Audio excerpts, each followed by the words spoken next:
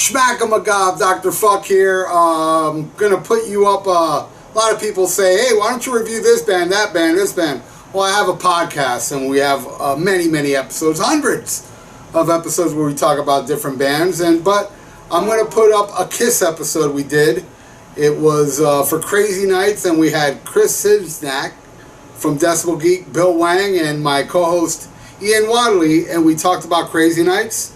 This is an unedited episode, and this is a very rare one because at the time that this was recorded, I was having kidney stone problems, and I was prescribed oxycodone or oxy, whatever it's called, and I was on it. So this is a rare episode because usually I'm sober and my co-host is drunk. But here's one where I'm actually stoned on an oxy, and it's pretty lengthy. I know a lot of people don't have the time to listen to it, but there's a few that do. So, and I think it's very entertaining. I think it's a very funny episode. Two of us hate it, and two of us don't hate it as much. So without further ado, this is from my podcast, the Rock and Metal Combat Podcast, our review of Crazy Nights. Schmack-a-magob, bye. Welcome to the Rock and Metal Combat Podcast. I'm Lee Gerstmann, and I was banned from this podcast, and I'm not too happy about it. So, fuck these guys. Go to hell. So, here they are. Dr. Fuck and Wadzilla. Enjoy. I know I will, even if they did ban me. Fucking assholes. All right, now it's time to review a Kiss album. And Ian, correct me if I'm wrong, but have we ever done a review where it's 4 people? No, this is our first 4-way. The first 4-way. All right, man. This is a sausage factory if ever there was one. And what better album to review, a sausage factory type album, than Crazy Nights, because it's just chock full of anti-heterosexuality. It is. Ian, do me the honors and intro who we have with us this week. All right, we have 2 people who are totally slumming by coming on our show. We have from San Francisco, Diddly Dang, the one and only Bill Wang. Hello, Bill. Hey. All right, and then also from the Decibel Geek podcast, the one and only Chris Siznak. Hey. Ian, you sound familiar. Yeah, do I sound like Vinnie Vincent? A little bit. Okay. All right, well, we want to thank both of y'all to come to talk about this album, and this is going to be a marathon. There is going to be bloodshed. This is going to get nasty, I have a feeling. Well, it depends, how Chris Siznak's going to take it. It's Siznak! Oh. Chris Siznak! Sorry, Bob. It's okay, Raul. Oh, you racist. It's because I'm a spick. You call me Raul. Okay. Oh, shit. It's okay, Rocky. All right, that's better. I'd rather be considered a wop.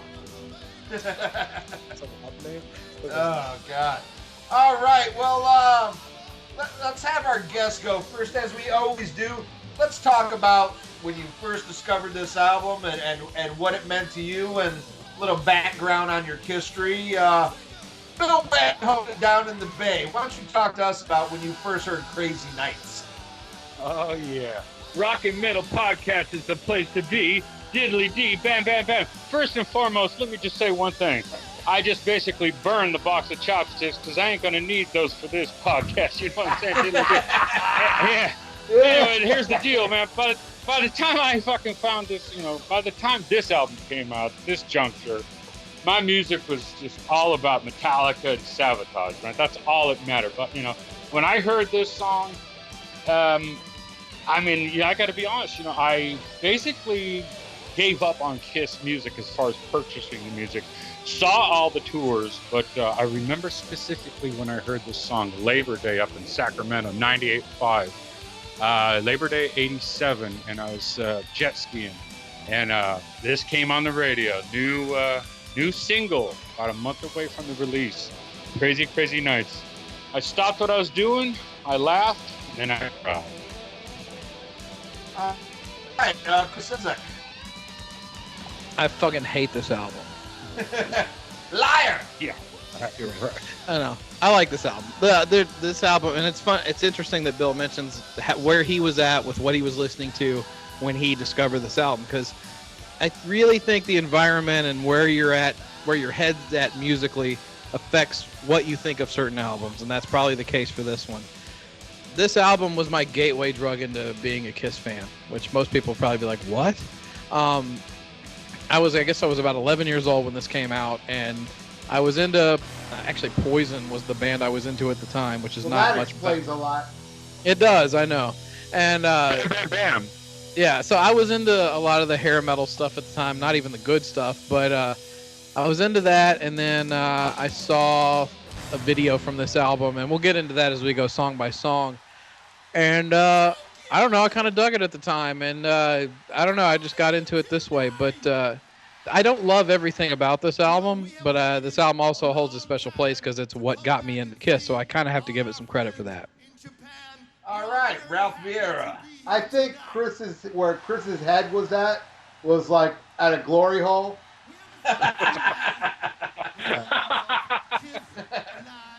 All right. Yeah, Mom was on the other side. Oh! Bam! Singer! That hurt.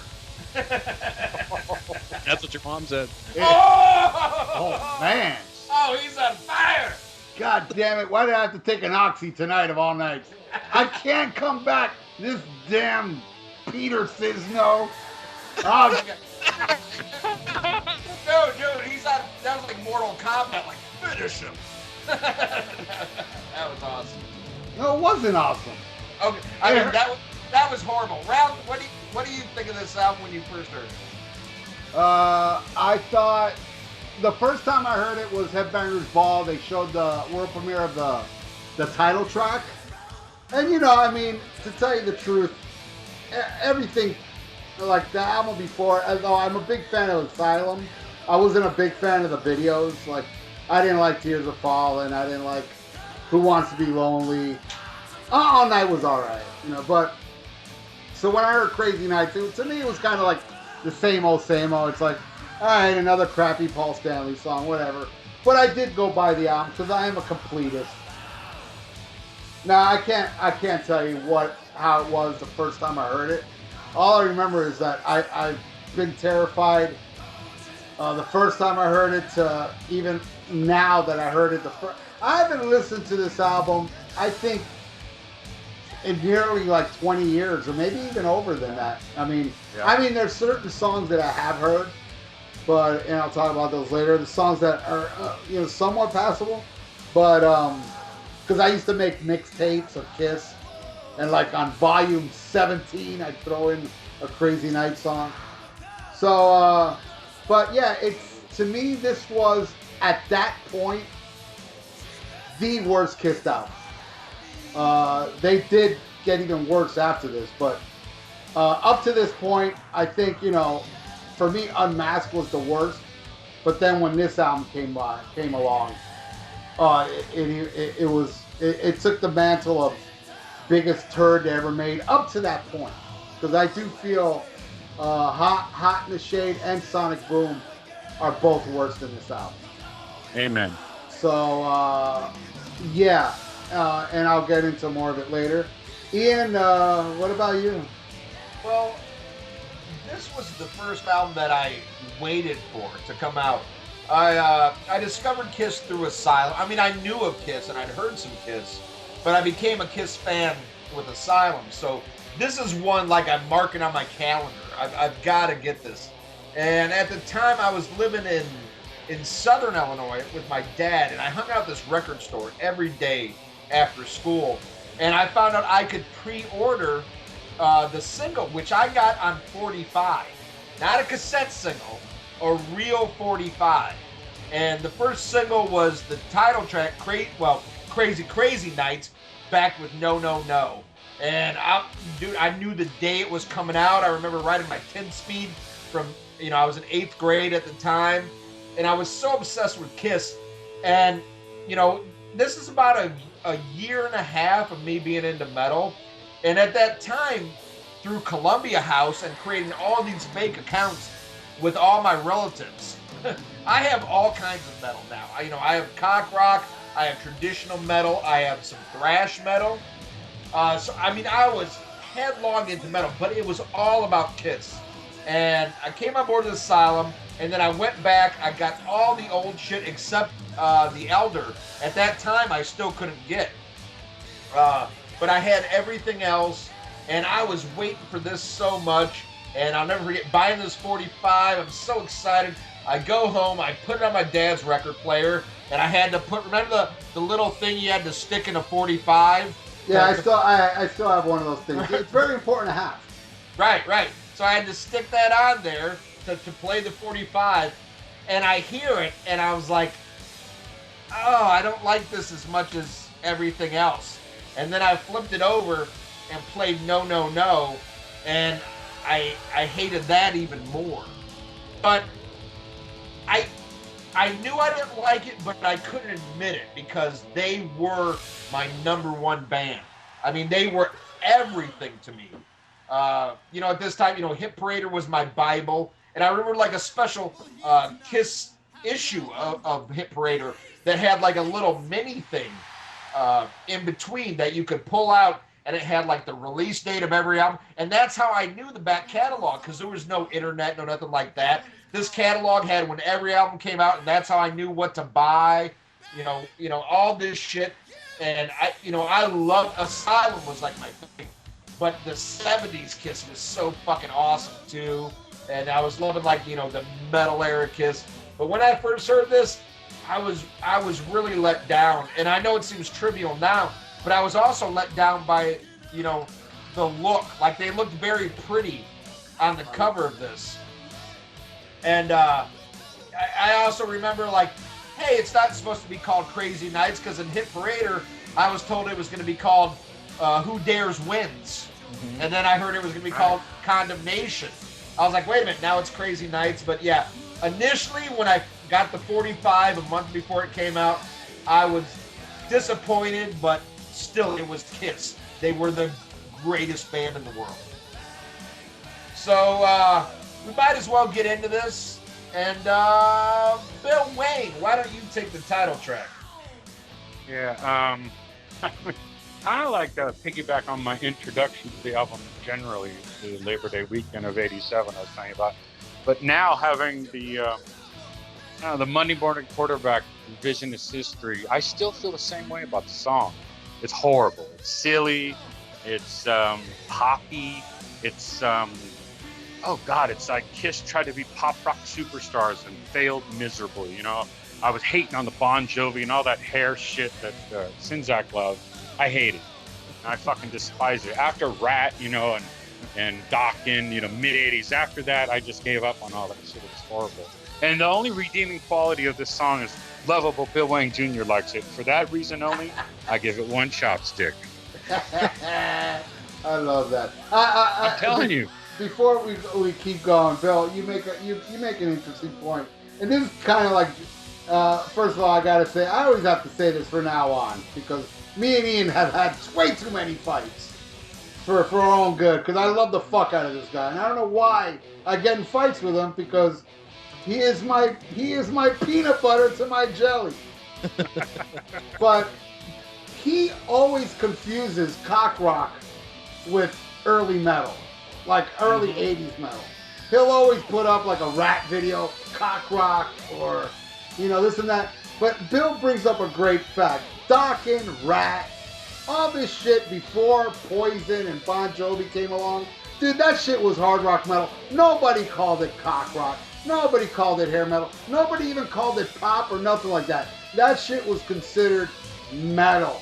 Now, yeah granted, there were some accept Judas Priest, Iron Maiden fans that couldn't accept your Rat or your Dokken or your Motley Crue to an extent, there ain't metal enough, but they were still metal.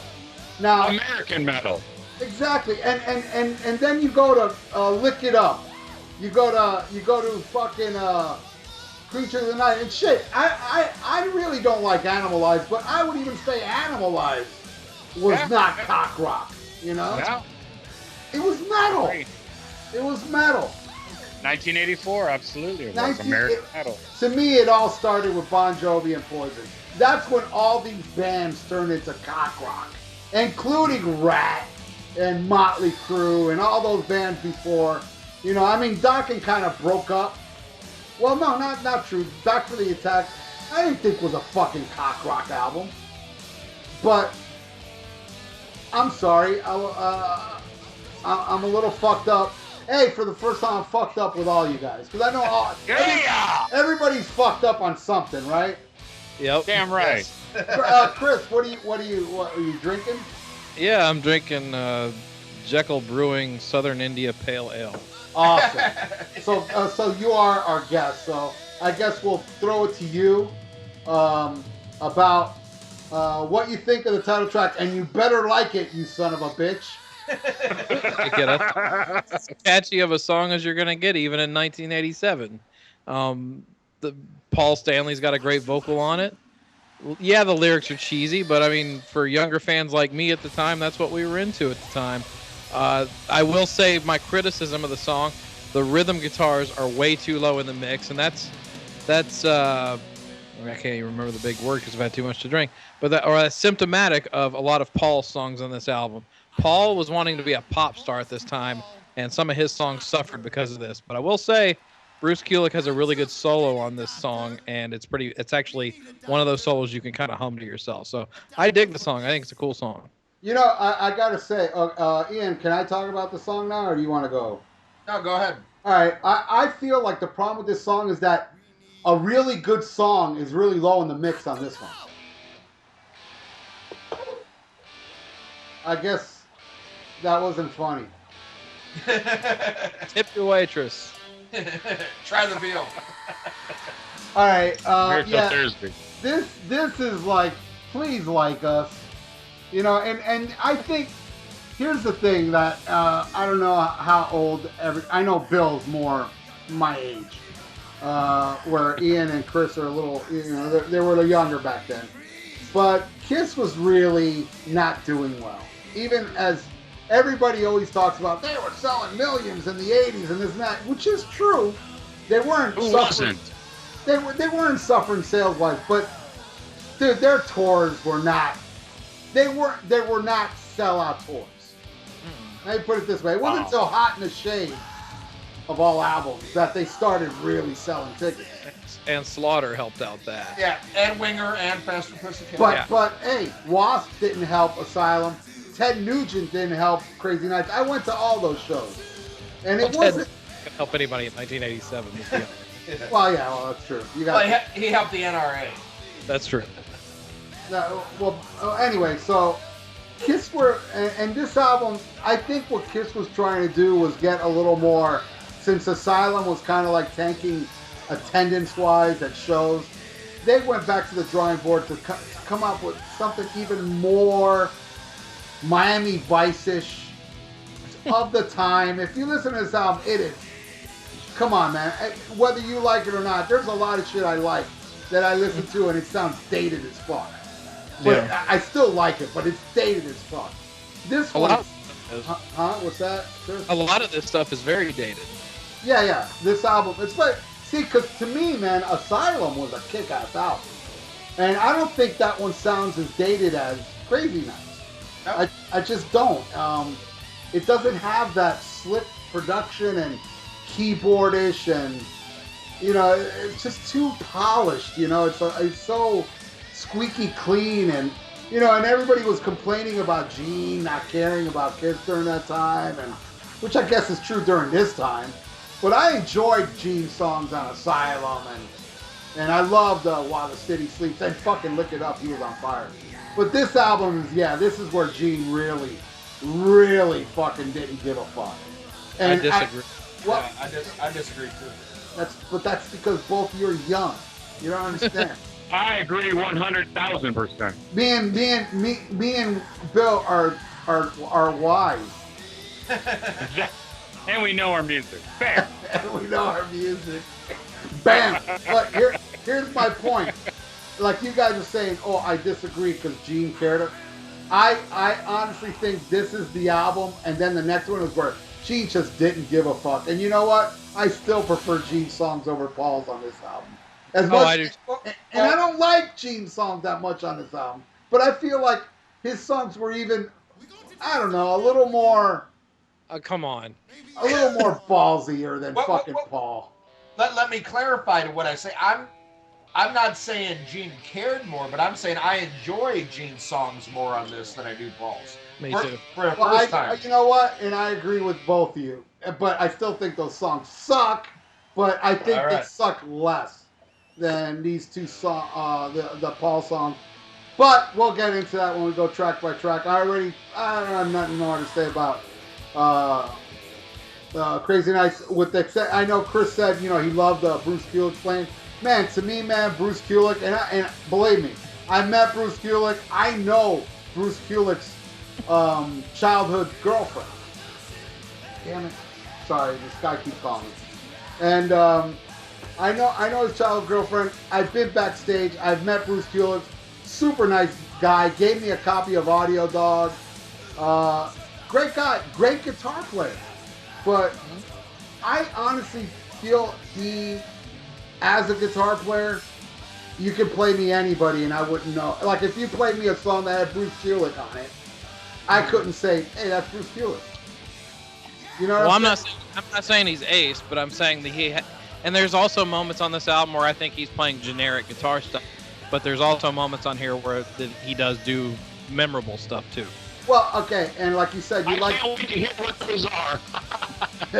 What Chris said, Chris, you just said you like his guitar solo on this. Now, that's the thing. I mean, I can't remember it, and I just heard the album today. I can't tell you how that guitar solo went. You know, I mean, well, it's a real rudimentary solo with a wah-wah on it, but I don't know. It's one of those where he's actually playing kind of below his ability on it, but it works because it's not just him ripping and going crazy on it. Not that that's wrong, because you guys know I'm a huge Vinnie Vincent fan, but it's got a hummable solo, and that's what I like about it. But there's also other songs on here where I will take him to task and tell you that he has horrible solos on a couple of songs. But there's like I said, I don't love everything about this album. I love some stuff and I absolutely hate others.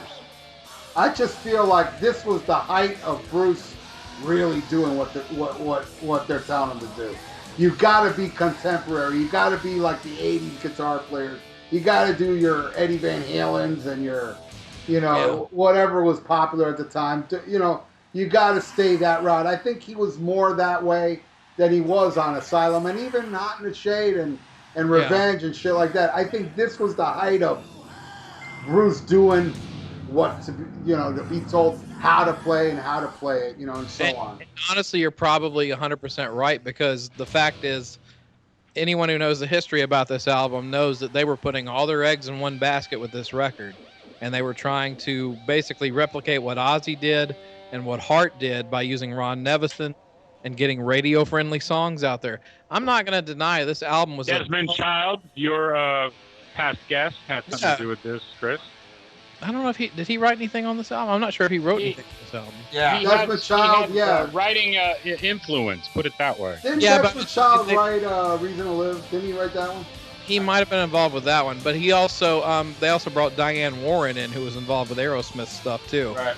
Yeah, so, many years later, yeah.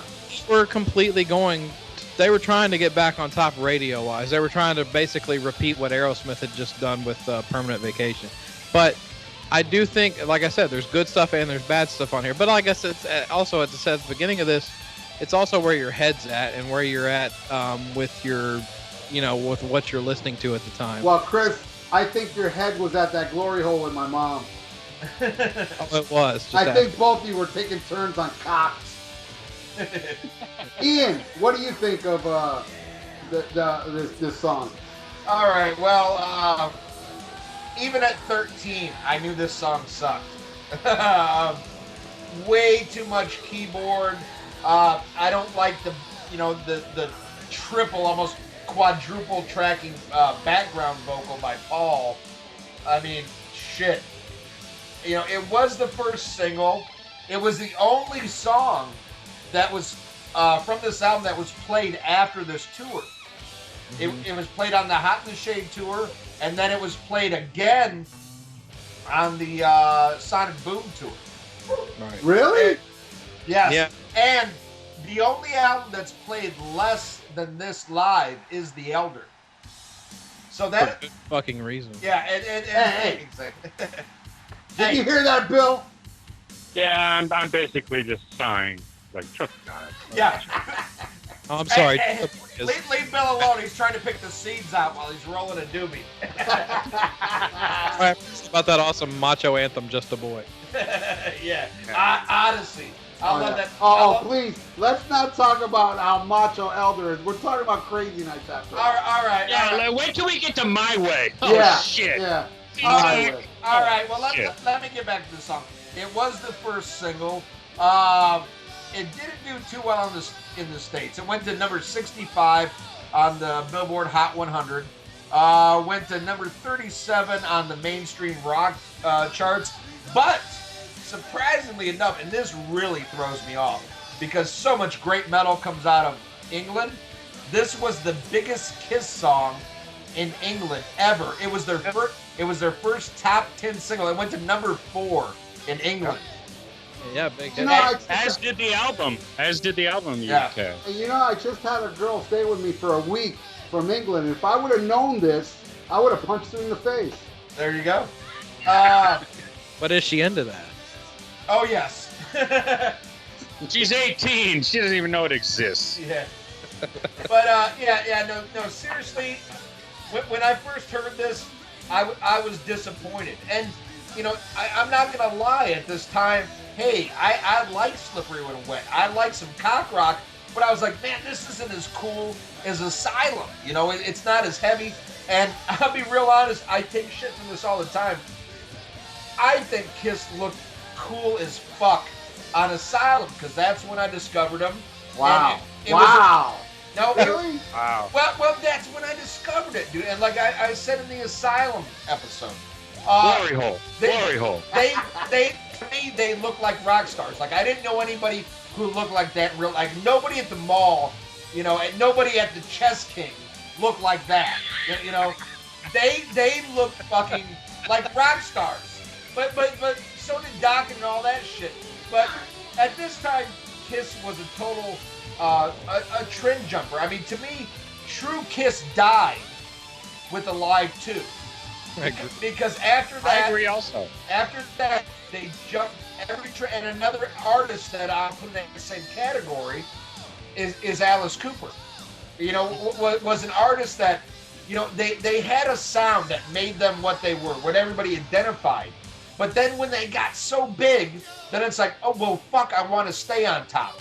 So whatever trend is happening, they'll jump on it. And when they failed with the disco album, well, I mean, they did and they didn't fail with that. But then they went poppy with Unmasked. They tried to do, The Wall with The Elder. And then, oh, wait a minute, metal's in vogue now. So then they got harder with Creatures and Lick It Up and Animalize. And then, hold on now, it's getting a little bit more Pretty Boy and Simple Riding. They did that with Asylum and this.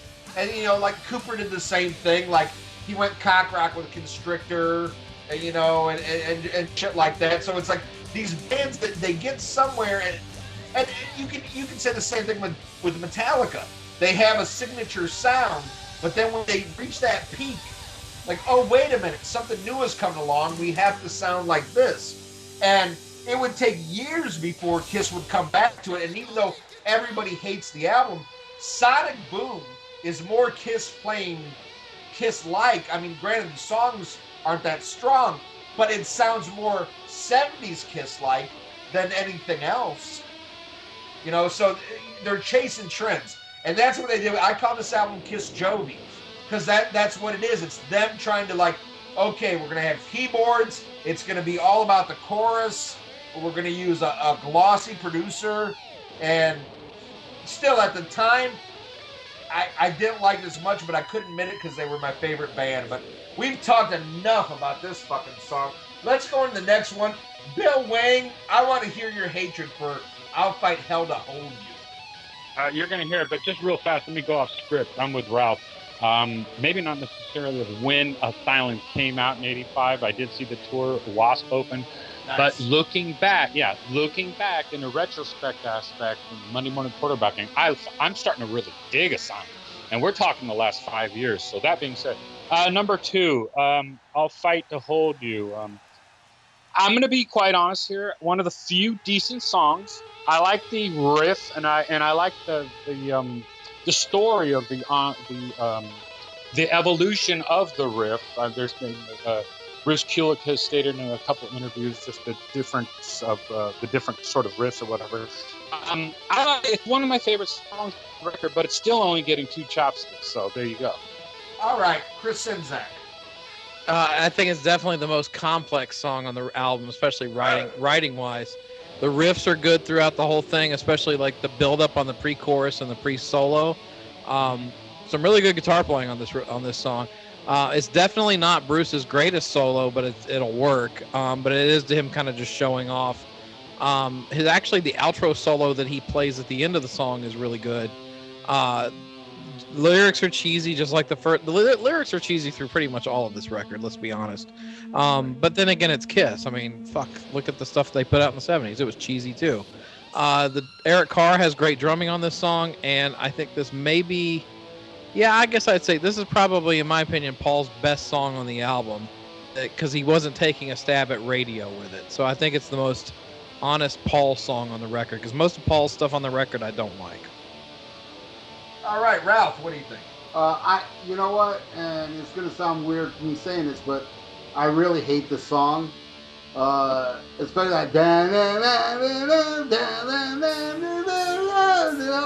part. Yeah, I love it. I just don't like it. It grates on me. This song, just everything about it, I hate. But I will say this: it's the best out of all the Paul songs on the album. I will agree there. I mean, line this up with, we'll get into those songs later. Yeah. All the other songs, I think this is the best out of the batch of Paul tunes on here. But I really don't like it. But, I mean, I have one positive thing to say about it. It's the best of all the Paul tunes. That's all I got to say. Ian? All right, well, it's cheesy, it's light in the loafers, and I love it. To me, it's just a good 80s song. And I think this is the best, like, Paul vocal. I think Paul sounds amazing on this. Yeah. And one thing I find funny about this is his lyric in the song, where he's like, no river too deep or mountain high. O-Town. Yeah, which is totally, the not Donna Summer, what's her name? RuPaul. No, Diana Ross. The Diana Ross song, No River Too Deep, Mountain High. But what's funny is on the next album, Little Caesar was called, what was the original name of Little Caesar? It was, Shit. Ain't That Peculiar. Yeah, and Gene Simmons said, no, because that's a Marvin Gaye song, and people think it's Marvin Gaye. Like, well, here Paul just did fucking Motown. But, of course, Gene's not going to tell Paul shit at this time because he's not there. Right. Ron Nevison talked about how, Gene was not here at all except for vocals. I think they had laid some bass down early and did vocals so Gene could check the fuck out. He said he did this mostly with Paul and Bruce. Like even Eric wasn't there as much. But I do like this song. It's not what I want out of Kiss necessarily, but I think it's a great song. Not a great song, but I mean it's an 80s song, and I love 80s pop because that's when I grew up. And to me, this is a good 80s pop song, but not necessarily a good Kiss song. But I think it's a solid song, and supposedly the co-writer of the song, Adam Mitchell, plays on this along with Bruce Kulick. He does. I've talked to him myself. Oh, okay, right. I didn't. Did you do an episode with Adam Mitchell? I did an interview for Podcast with him. Oh, okay. Interesting. Okay. Let me also say, everybody keeps bringing up cheesy. You know, and I know I've said this a million times on past episodes. I really love cheese. You know, I love, you know, fucking fits like a glove. And, you know, I mean, all these cheesy lyrics really don't bother me. You know, it's Right, like, as long as they're unintentional. I mean, if they're intentional cheese, they suck. Those songs in particular, those are unintentional. It's like, oh yeah, cheese, but awesome, right? yeah, well, you know, I agree with you, but to tell you the truth, like, as far as like Crazy Nights and this song, when you talk about these lyrics are cheesy, I'm kind of like, well, this ain't the cheese I like, though. I mean, I don't even see it as cheesy. I just feel like, I don't know, I guess it's because the song itself does absolutely nothing for me. It kind of like masks the cheese lyrics to me. And something interesting that Ian brought up, and this is a big reason why I can't get into Crazy Nights, is because I really didn't like 80s pop after like 84. I love like the Romantics, Talking in Your Sleep, Yeah. you know, and, you know, all those early 80s pop songs.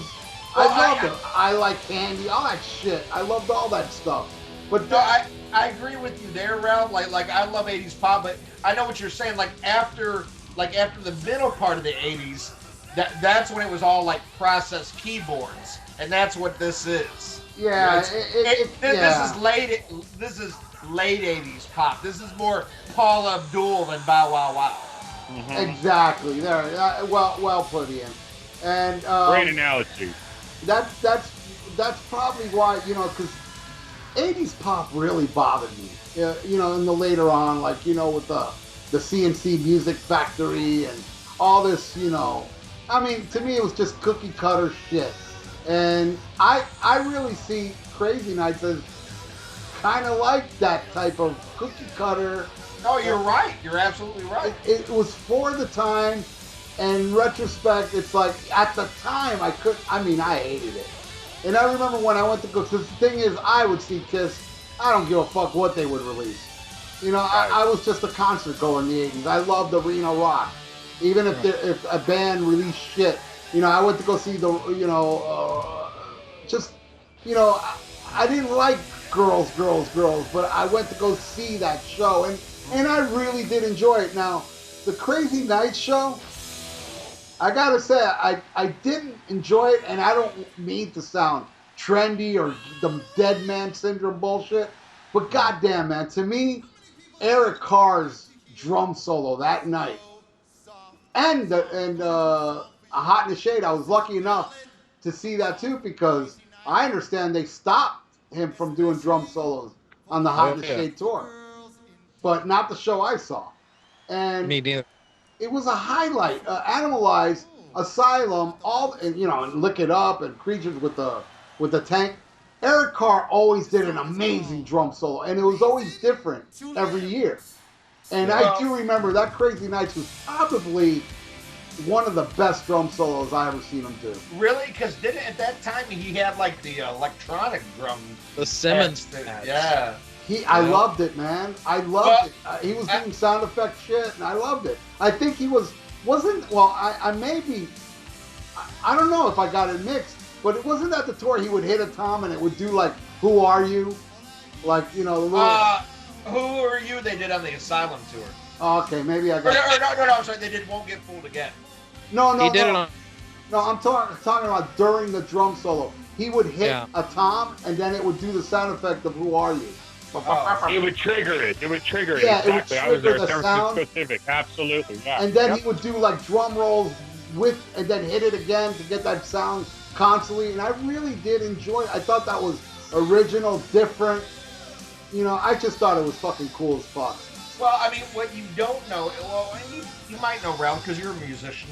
There's a No, not well, you know what I mean. There's a musicians union, and by the time of the Hot in the Shade tour, it was in the union contract that you would have to pay him to do a drum solo, and Simmons and Stanley wouldn't allow that. You know, they didn't want to spend the extra money for a drum solo.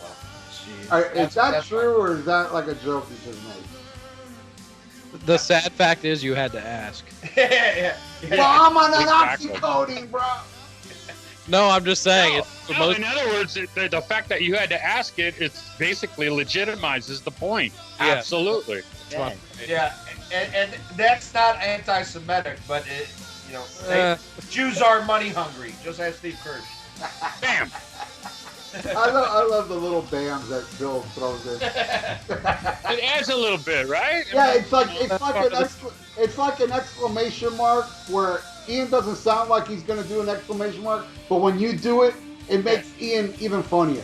Yeah. So now when I was telling Jew joke, Bill, you go, "Oy vey." Oh shit. All right. So we all talked about I'll fight hell to hold you. Yeah, be careful. Bruce Springsteen's gonna boycott your show. Yeah, exactly. I'll kick him right in the schmeckle. All right. Bang Bang You. Oh my God. Chris Sinzak, defend this. No, I can't. Absolute garbage song. There's a fine line between cheesy and fucking terrible, and this song doesn't just cross it; it takes a plane over it. It's the counting lyrics are retarded. The synth keyboard part during the chorus is pathetic, and the riff is basically pedestrian. Referencing Love Gun in this song is the equivalent of me looking at a kid's finger painting project and saying it looks like the Mona Lisa. It's a generic solo by Bruce Kulick. There's nothing good to say about this song, but I don't know why, and let me see if my psychic powers are working. Something tells me Ralph likes this song. Fucking. What, man, you gotta stop drinking that shit, dude. I Warping your mind. Are you All right, Ralph, what do you think? And this is like one of the songs that actually made the set list. I remember seeing it that night. Oh yeah. Great. Yeah. I have a bootleg from this tour, and it's on it. I was like, you gotta be sure. Yeah, they played it the night I saw it too, and I was like, no, dude, Chris, no. Yeah. Maybe the second worst song, in my opinion, on the album. I'll even take the title track over this shit. This shit is so bad. 1, 2, 3, 4. And it's Paul Stanley, like, one thing, and I know I'm going to get a lot of shit from this, from all three of you, and, well, maybe not Bill Wang, but I feel like Paul Stanley has to be the most overrated frontman in the history of fucking rock and roll. Now, No way. No, wait. Let me finish. Let me explain. I feel Paul Stanley is very entertaining live when he ain't talking.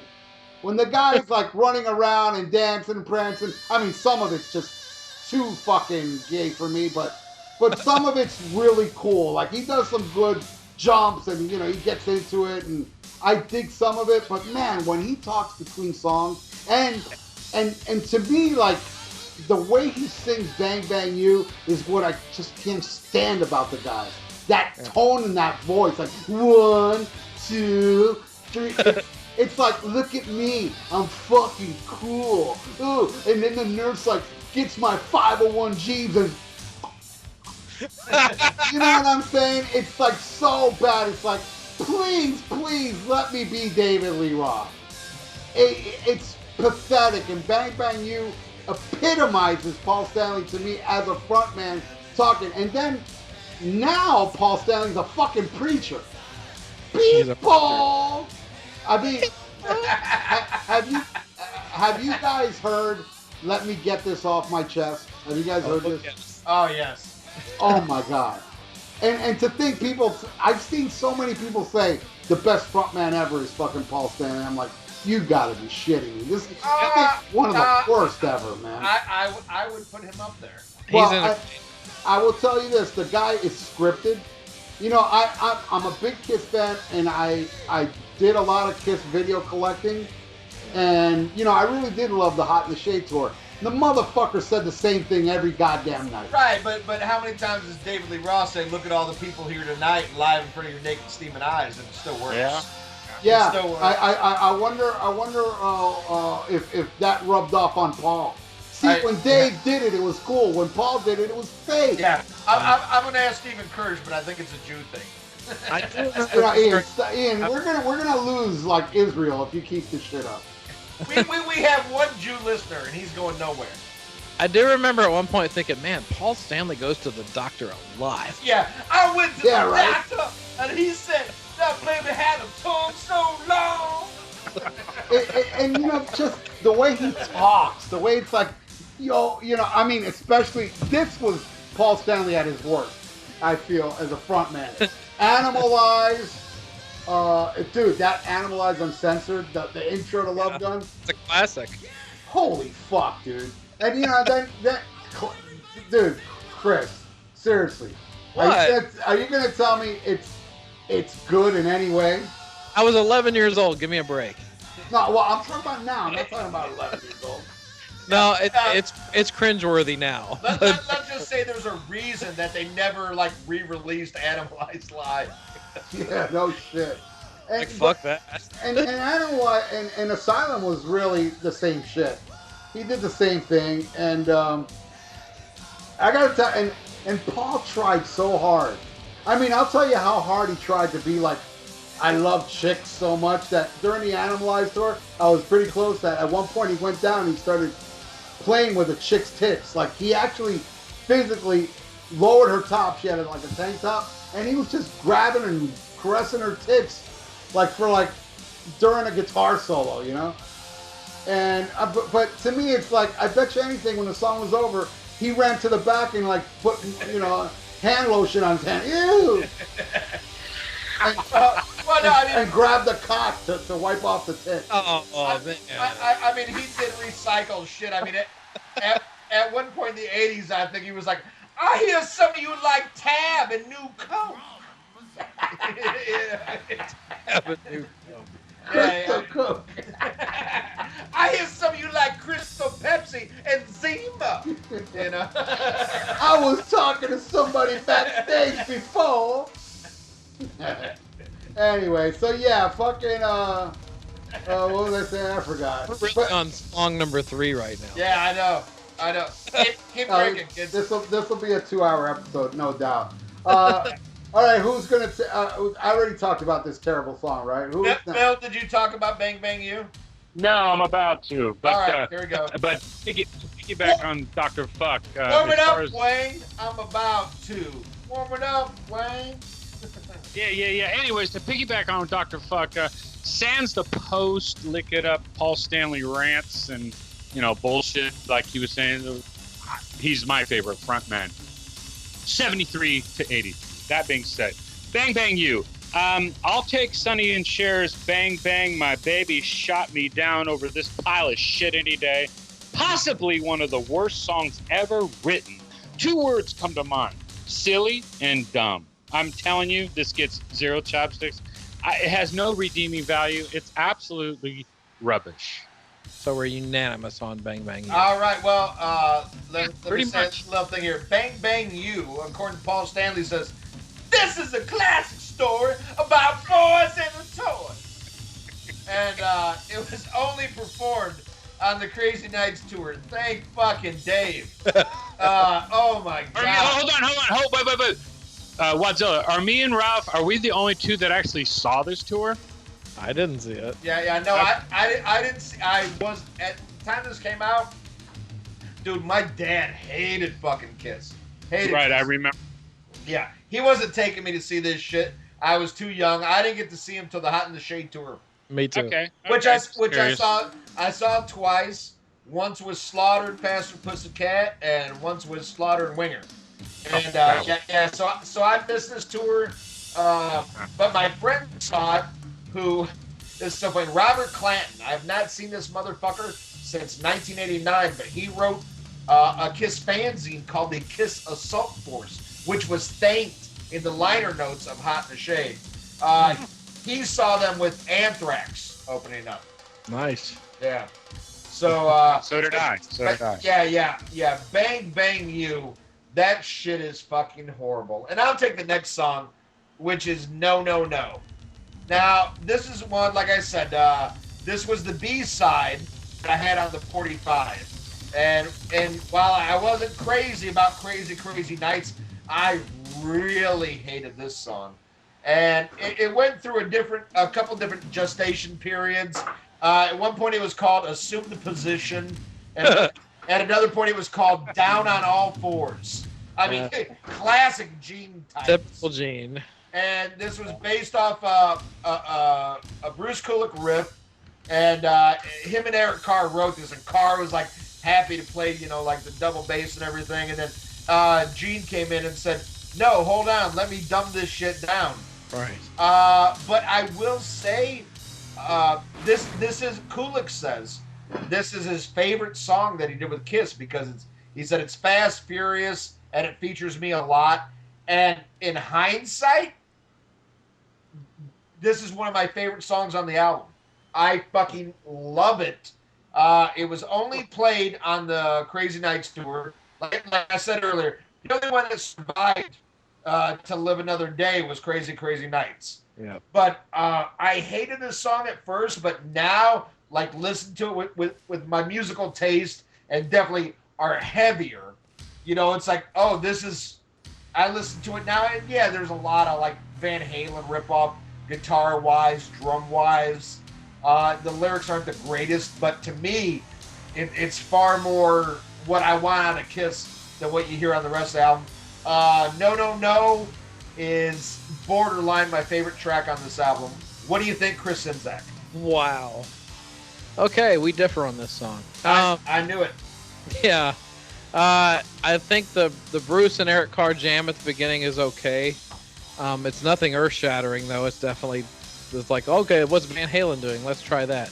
I think that leads into basically what I would consider one of the worst songs in the entire Kiss catalog.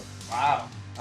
The music isn't that bad, but Gene's lyrics, delivery, and the more boring than boring chorus absolutely ruin the song. And it honestly sounds like he was searching for words and random cliches that just rhymed and said, that'll do.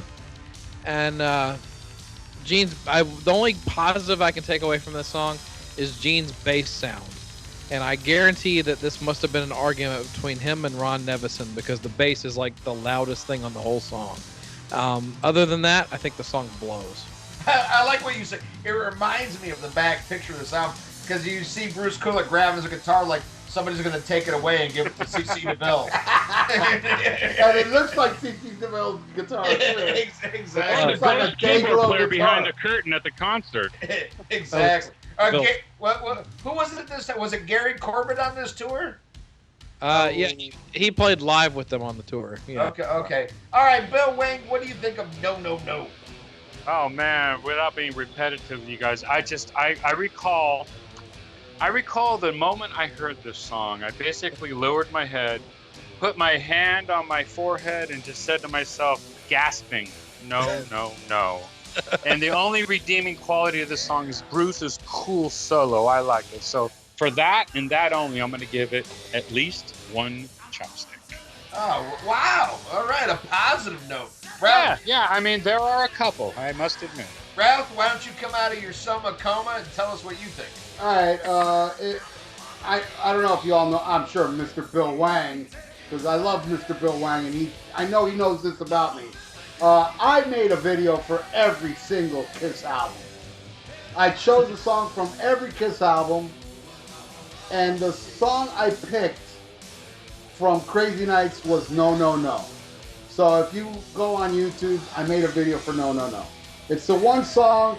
Now, I will say this. I'm going to be 100% honest. This song, I do not like at all. But yeah, I mean, I had to make a choice. What song am I going to use? Yeah, you have to pick one. I have to pick one, you know what I mean?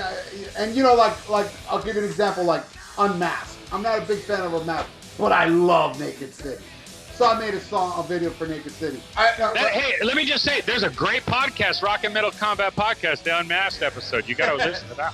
Featuring That's Bill all I gotta Wang. say. Bam, bam, Oh, yeah. bam. Oh, that's right. Bam, bam, bam. Yeah. Ralph, I have a two-part question to ask you real quick. Okay. What video did you make for The Elder? The Oath. The Oath. Yep. Okay. Oh, well, okay, great. And I believe it's the most watched video on Almost Human. I think so. Okay, I'm sorry. It's a three-part question. Okay, what song did you pick for Hot and Shade? Little Caesar. Okay, and what song did you pick for Sonic Boom? I'm an Animal. Okay, end of my questions. Go ahead. Okay. Well, to go back on No, it's ridiculous, it's stupid, it sucks, but it's my favorite song on the album. Wow. Such a ringing endorsement.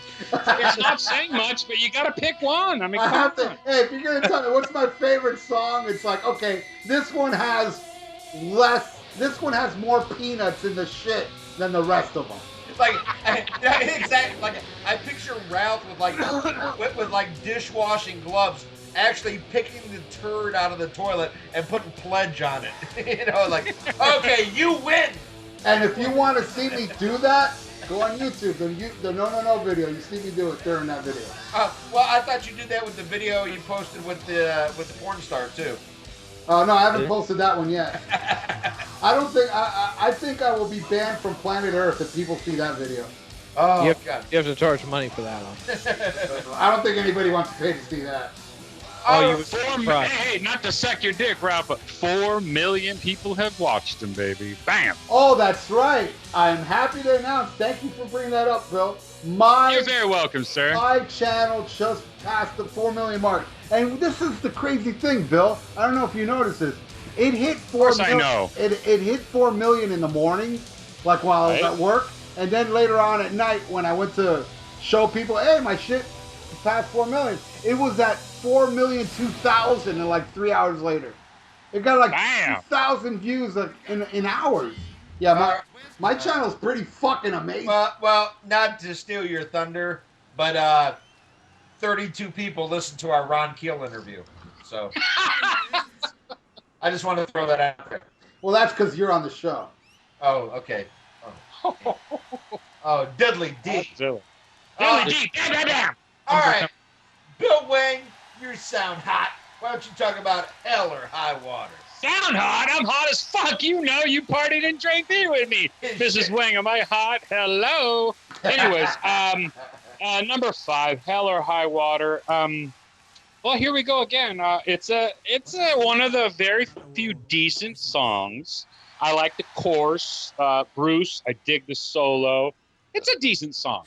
You know, of all these songs of basic crap, it's one of those songs. It's like, yeah, okay. I mean, this week I've been reflecting on it, and to be quite honest, it's been over 2 decades since I actually sat there and listened to the whole album. But I think this is one of the decent songs, and but it's not going to go above 1 chopstick. So I give it 1 chopstick, and that's about it, man. All right, Chris Senzak, Hell or High Water. Hell or High Water. Oh man, I love this song. I really do. I think this is one of the, obviously, you know, Gene has got basically like a bookmark issue here with, from I Love It Loud from Creatures through Unholy from Revenge. You know, there was kind of like a desolate period there for him. Of course, he was making really horrible fucking movies. What? But, oh yeah. Runaway's okay, but the rest I don't want. Trick or Treat? Trick or Treat doesn't count, though. Yeah, but I mean, do you really count Trick or Treat? Because that doesn't count, because he's hardly in it. But I gotta tell you, I really enjoyed Wanted Dead or Alive. I thought that was the best one out of all of them. I guess he's okay in that. No, but, he's very believable as a Jew. Yeah. All right, you just wiped out. Kyle. What? I'm just saying. I mean, he's got the look. Yeah. You know? I do like the whole fuck the bonus part. That's kind of cool. Yeah. But in my opinion, Hell or High Water is Gene's best song of the 80s non-makeup era. Wow. Oh my God. Wow. You better be drug. Hey, guys, drug test this kid. Drug test. Come on. Drunk and wasted. You're saying that because I think it's better than the genius of Burn Bitch Burn and Trial by Not for the innocent. Not for the innocent. I didn't like Burn Bitch Burn. Okay. Chris. Not for the innocent's good. Well, maybe I need to rethink that. Good. But anyway, that song rule. I spit the hangman in his face. And thank you. Thank you. No, Sinzak, can I buy some of those Decibel Geek bath salts that you're on? Oh my God. It'll make you eat your listeners, and then we get more listeners. Oh, great. And they'll be phony, and then you'll listen to it. It's like, man, or take them. This ain't a bath salt. This ain't Vinnie Vincent. Bam, bam, bam. I am Vinnie Vincent. I've been waiting. My bad. I've been waiting the whole time for him. Decibel Geek goes from what was that? 2020 Nightline to Jerry Springer. Anyways, I digress. Hey. It was fun. I'm kidding. Come on, I'm just kidding. No, the riff is cool for the song. I like Gene's the smooth vocal delivery he's got. The lyrics sound like he actually used more than 6 brain cells to write them, which is a rarity in those days. That's what I hate about the song. It's not cheesy enough. Oh, come on! I mean, you don't like the fact that he's not singing about logs and fireplaces? Come on! I mean, that shit's terrible. Burn Bitch Burn is a terrible song. It is a terrible. There's nothing I can defend about that one. No, nobody can. It's actually one of my favorite Bruce Kulick guitar solos. Especially the way it ends. Like him and Eric Carr work together to do this cool syncopated thing. And oh wow, I brought that up. Okay. Yeah, and I think that's a cool way to end the guitar solo. But I think it's a really, really strong song, and I think Gene's songs have aged from this record way better than Paul's have. All right, Ian, you want to take this? I have to agree with Chris Senzak. I love this. It's a catchy song for Gene, and for an album that he was really not invested in, I think he has the stronger songs. The original title for the song was Ralph's mom gets done at the Waffle House at 5 a.m. Gotta pick her up. So specific. Yes, but he changed it to Hell or High Water because it flew off the tongue better. I didn't know that. Yeah. That's interesting. But I love this song. Was it like me, Ralph Vieira, mom? No, it was a little bit more ambiguous. It was Ralph Macchio? Yeah, it just said Ralph. Okay. Ralph. Yeah, because as far as I know, my mom's more of a ham and eggery type of woman. She's not into the Waffle House. She's more into IHOP. Because she IHOPs out in everybody's bed. My mom's a fucking whore. My mom doesn't know how to say no, no, no. All she knows how to say is my way. Yeah. He said, well, Ralph's mom was over easy when he dropped these eggs. It's a catchy track. Your mom scrambled, motherfucker. Yes, she did. She scrambled for a fucking abortion, but she scrambled abortion after she gets sunny side up at the glory hole. Yeah, but in 1974, it was hard to find. This was rarely played live, but was a couple of times. I really think it's a catchy song. And again, I think Gene, for somebody who wasn't there, delivered more. Paul, who is my favorite member of Kiss. It's a good song. It's dated, but it's still good. What do you think, Ralph? Oh, before I say that, something I forgot to mention about No, No, No. They didn't play that song live when they played here. I know there's there's that outdoor show in, I think, Philadelphia, where they did play it live, but by the time it played Hollywood, Florida, it was not on the set list, and what I understand was mainly because of Paul Stanley. Paul Stanley disliked the song so much, I think he dictated the set list and said, we're not playing No, No, No anymore. They did, wow. Yeah, they did keep the guitar solo and the drum, but I don't remember what song they segued into. But No, No, No was not played live when I saw them on that tour, just to say that. Okay, Come Hell or High Water. The only positive thing I do like about this song is the chorus.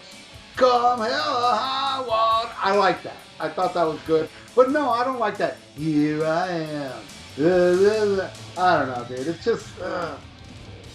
But, again, if we're going to judge it by, favorite to worst, I would say this is the third best song on the album.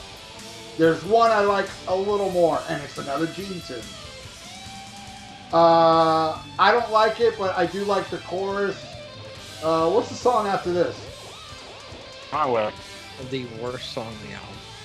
My Way, yes. Okay, hey, we agree. My Way should have been called I'm Gay. Yes, I agree. It is so... it's so processed. The keyboards are drowning out. It's really bad when a keyboard drowns out a bad song. You know? Oh, shit. It's like a double whammy. I can't. Was this ever played live? No, never played live. Oh man, at least they had some fucking sense. And Paul, this is like Paul's like highest singing ever, probably. I don't know.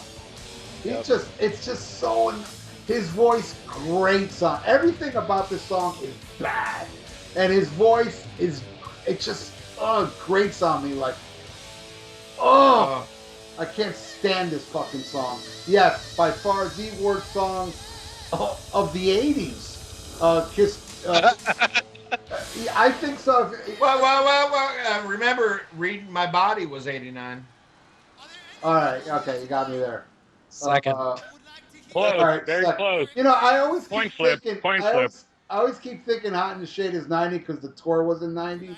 Right. So I always get confused, but Well, it came out in October of '89.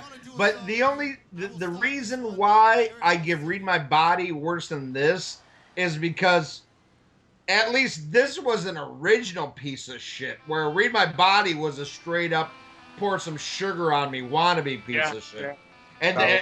And that's the deciding factor that makes Read My Body worse. But you know what, man? I mean, Read My Body, I agree, is worse, but really not by much.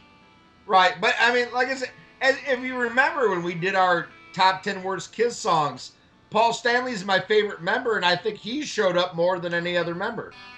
So yeah, he can make a turd, that's for sure. It's like he got praised so much for saving Kiss through the '80s, but man, if you line up all the songs in my top '80s Kiss songs, Gene would be more. I'd have more Gene songs than Paul songs.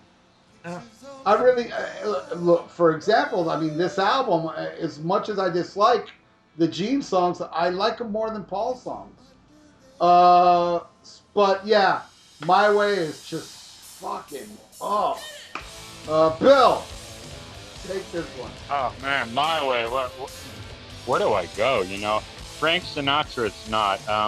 I could come up with a clever line or two, but I won't. I'm just gonna say, basically, this song sucks. I mean, it's horrible. It's pure warm cat shit, and quite possibly in the top 3 worst Kiss songs ever. I don't even give it a chopstick, but I will give it 2 rotten egg rolls. Bam! Ooh, Bill, I'm curious. Would you happen to know what are the 2 that are even worse than this one? Boy, that's a question I hadn't. Well, I mean, no. I thought you already knew. No, I don't want. Read My Body will be one of them, right? Yeah, that would be one of them. And the Peter Criss song off Psycho Circus, My Way? Or no, what was that one, Chris? Finally Found My Way. Yeah, that exactly. Yeah, and there's one on Unmasked that I hate, that Justin Childers loved, but I hate that one too. Which one on Unmasked? What song? Big Baby Cock. That's what. No. What was the last song on Unmasked? Oh, You're All That I Want. There you go. Yeah, that was pretty bad. I would say Odyssey is worse than all of those. Okay. The Elder rules. You're crazy. I love my Wadzilla, but he's nuts when it comes to the Elder. That's all I gotta say.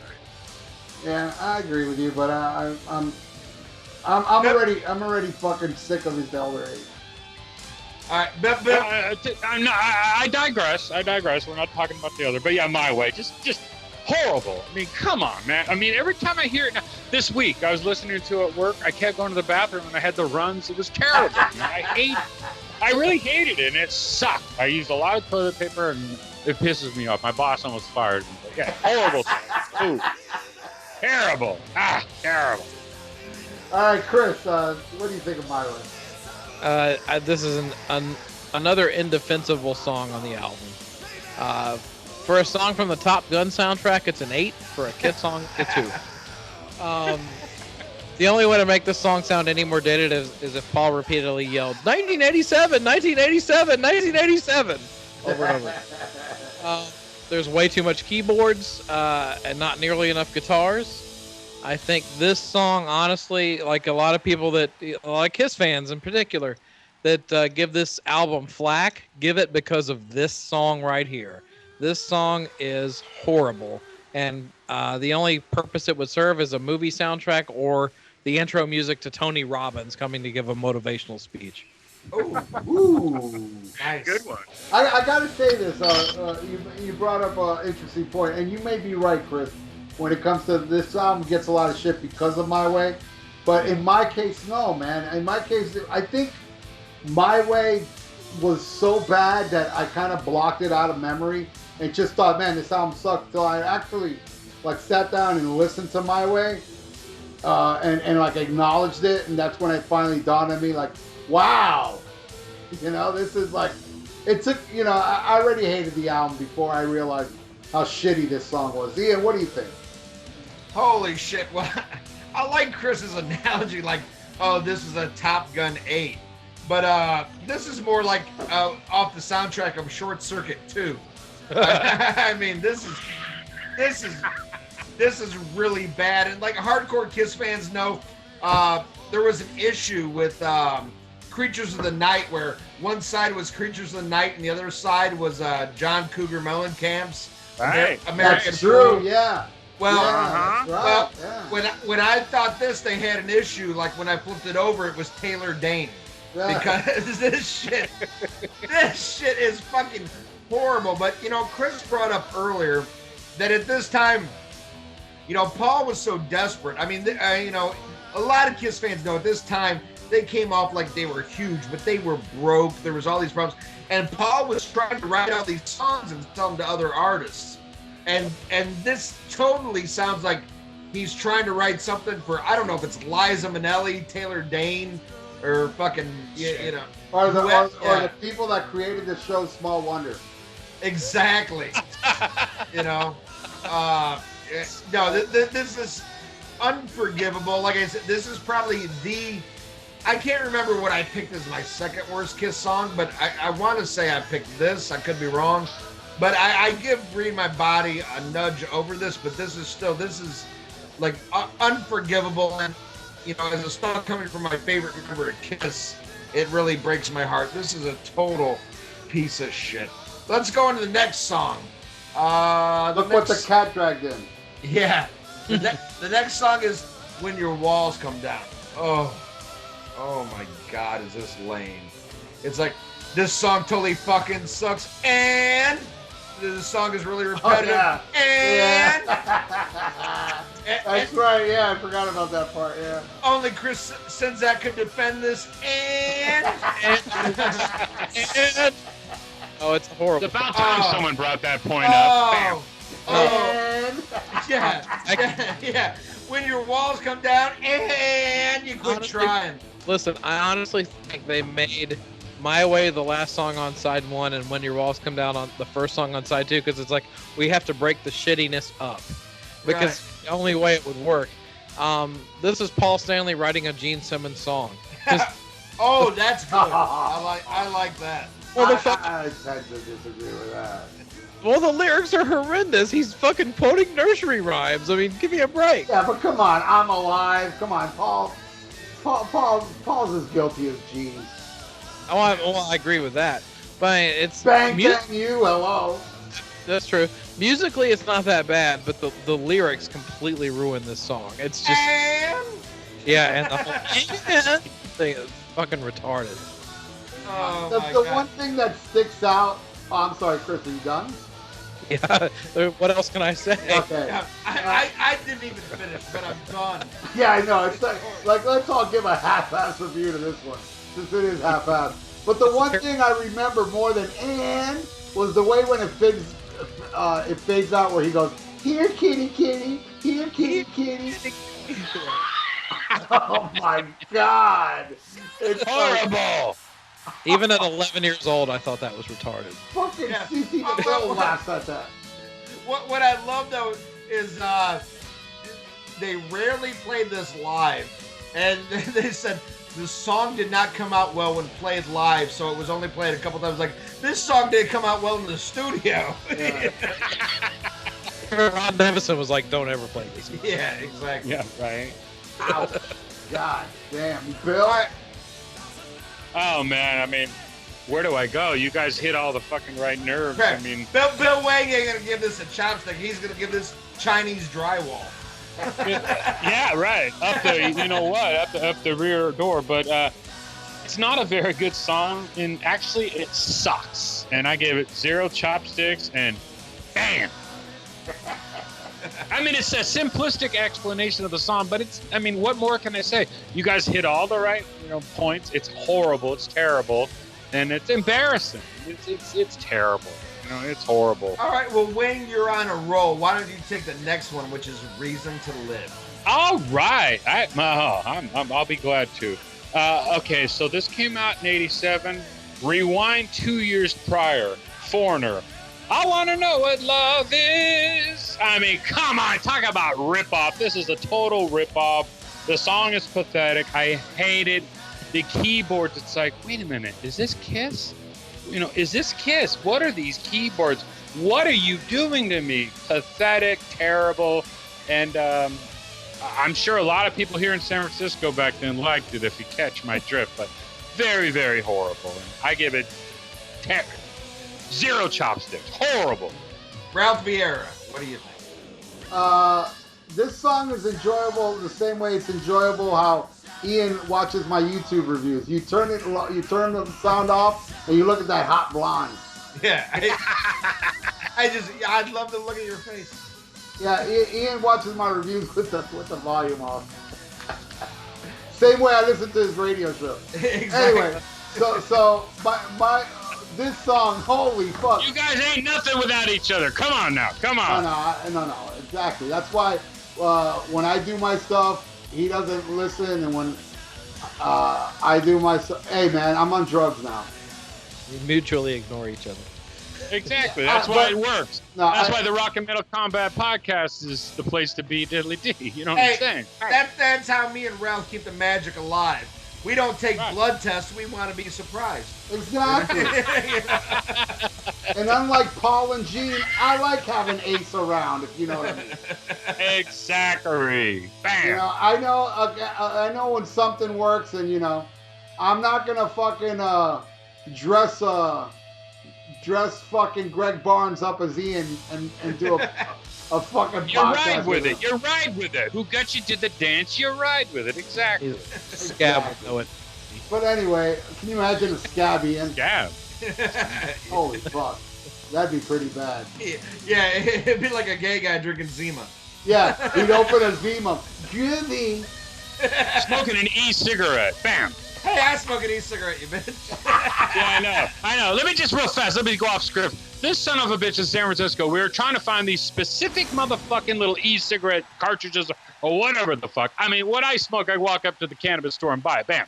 Anyways, we're going to all these fucking head shops all over San Francisco to try to find this e-cigarette for fucking Ian. It was hell. So anyways, I digress. Hey, but at least it was only 2 blocks away, right? yeah, so 5-10 minutes. Yeah, it's a good point. So hey, back to the song. How talented is Bruce Kulick hitting those two notes on the keyboard? Oh man, yeah, well, brilliant. I mean, you gotta admit this is the best Casio solo he ever played. Let me tell you, man, this song was the reason, and I don't know if you guys ever Wikipedia, it's on Google somewhere. When I played this album, when it got to this point, my record player broke, and I took it to the guy to fix it. He says, it's unfixable. Your record player caught AIDS. First case ever. And there was no reason for this fucking turntable to live. Yes, there was. You should have worn rubber. Bam. I should have put a rubber on the fucking needle.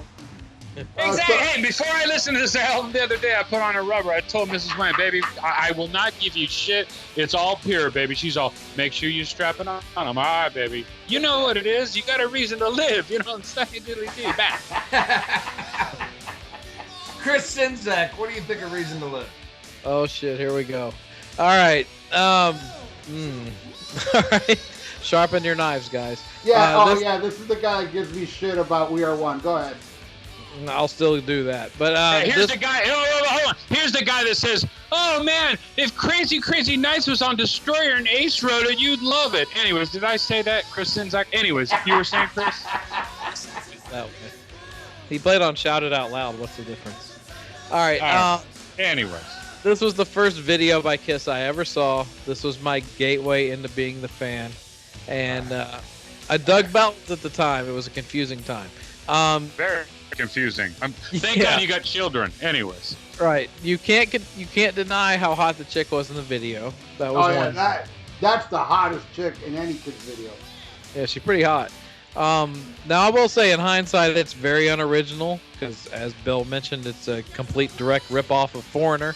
But it was enough to get my attention, and it was also enough to get my brother's attention, who walked into the room, saw me watching it, and goes, "That's not Kiss," and handed me the Alive album and said, "This is Kiss." And so I have to give my brother and this video credit for getting me into Kiss. So Your brother is a wise man.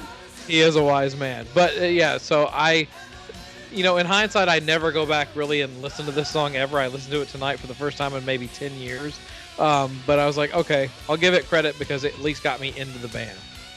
They did play this one live when I saw them. Yeah. Oofa. All right, Ian. All right. Well, Oh, Ian. I know Ian's gonna like this shit.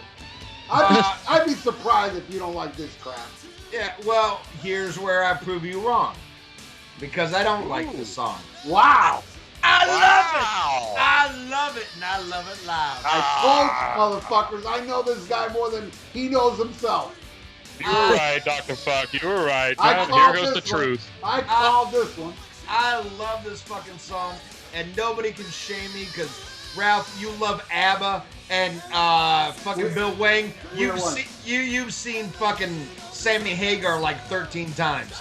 So Hey, let's not go there. Come on. yeah, exactly. So neither one of you can fucking shame me. I think this is one of the best Kiss ballads ever. God. Oh my God. And why this wasn't a bigger hit, I'll never know. I think it is a perfectly structured ballad. And Structured. 50-cent word. Okay, go ahead. exactly. No, I really think this is a big song. And if anybody else would have released this on November 12th, 1987, No one would have heard it. No, any other band, I think it would have been huge. Like if Heart would have done this, or anybody like that was considered more of a mainstream artist would have released this song, it would have been way much. I think it was held back because it was called Kiss, but this was written with Desmond Child. Yeah, well. And There you go. I think it is a great song. It was the second single off the album. It made it to number 64 on the Hot 100, but number 34 on the Hard Rock charts. It was all over TV. And it was all over MTV. MTV, I gotta tell you, Dial MTV, this video was #1 for a long time. Long time. Yeah. Because Mercury Records was calling in every 5 minutes. Oh, that's why. Yeah. Exactly. We know that now. Yeah. Yeah, right. And me. No, it's seriously, all seriousness, I really do love this song. I think it's a great ballad. And I'm going to go a step further. I fucking love the lyrics. I think the lyrics are inspirational because, you know, what it says, like, don't get wrapped up, don't end your life over some fucking chick. In all seriousness, because there's a lot of people like, oh God, I'm gonna kill myself over this girl. And this song is telling you, like, hey, everybody has a reason to live. Like, this might not be a great Kiss song, but you have a reason to live, and don't base your whole fucking life on some fucking, snatch. You know, because there's another piece of snatch right around the corner, and she might want to bang you. So don't. PSA, totally. Yeah, exactly. Well, I don't know about you, but for me, if breaking up with a chick fits like a glove gets me over a bitch more than this song. Right. No, no, seriously. Bam. And not for the innocent, too. Yeah. No, I'll spit that bitch in the face and hang her with a noose. Oh, I want to live. No, fuck you, bitch. Get out of my house. All right. No, in all seriousness, though, I do think that the lyrics are important, and I think it's a solid song. I would much rather hear this than Forever by a fucking long shot. I like Forevermore, and I hate that song. It is dated because of the keyboards, but I think it is a good structured song. And, I mean, it is of the 80s, but I think it's a great ballad. I thought that Peter Criss song on Psycho Circus was better. What? No, are you being serious? No, of course not, man. Okay, thank you. I was gonna say that has to be the ever in the Kiss catalog. No, I think the Pause song from fucking Detroit Rock City is even worse. I think it's the tie. Yeah, it's close. Good point, Wes. Well, no, it's close. No, I think Peter Criss wins because Peter Criss has the better voice. Yeah, but he doesn't even Oh, sing but it. he doesn't really even sing like Peter Criss in that song. No, but still, that song from fucking. Hey, since we're on track, can I ask a question? Sure. Does anyone else have to take a piss right now? I will. I have to. Okay, let's pause for a piss. Give me a minute and a half. All right. Bill Wang. That's a first. We've never paused so somebody could piss. I got my jug. Wadzilla knows. Wait. You pissed right there? Oh, that rules, dude. Hell yeah, I got a big old thing. Hell yeah, I do. I'm doing the Rock and Metal Combat podcast. I don't put on pause for shit. You're the man, bro.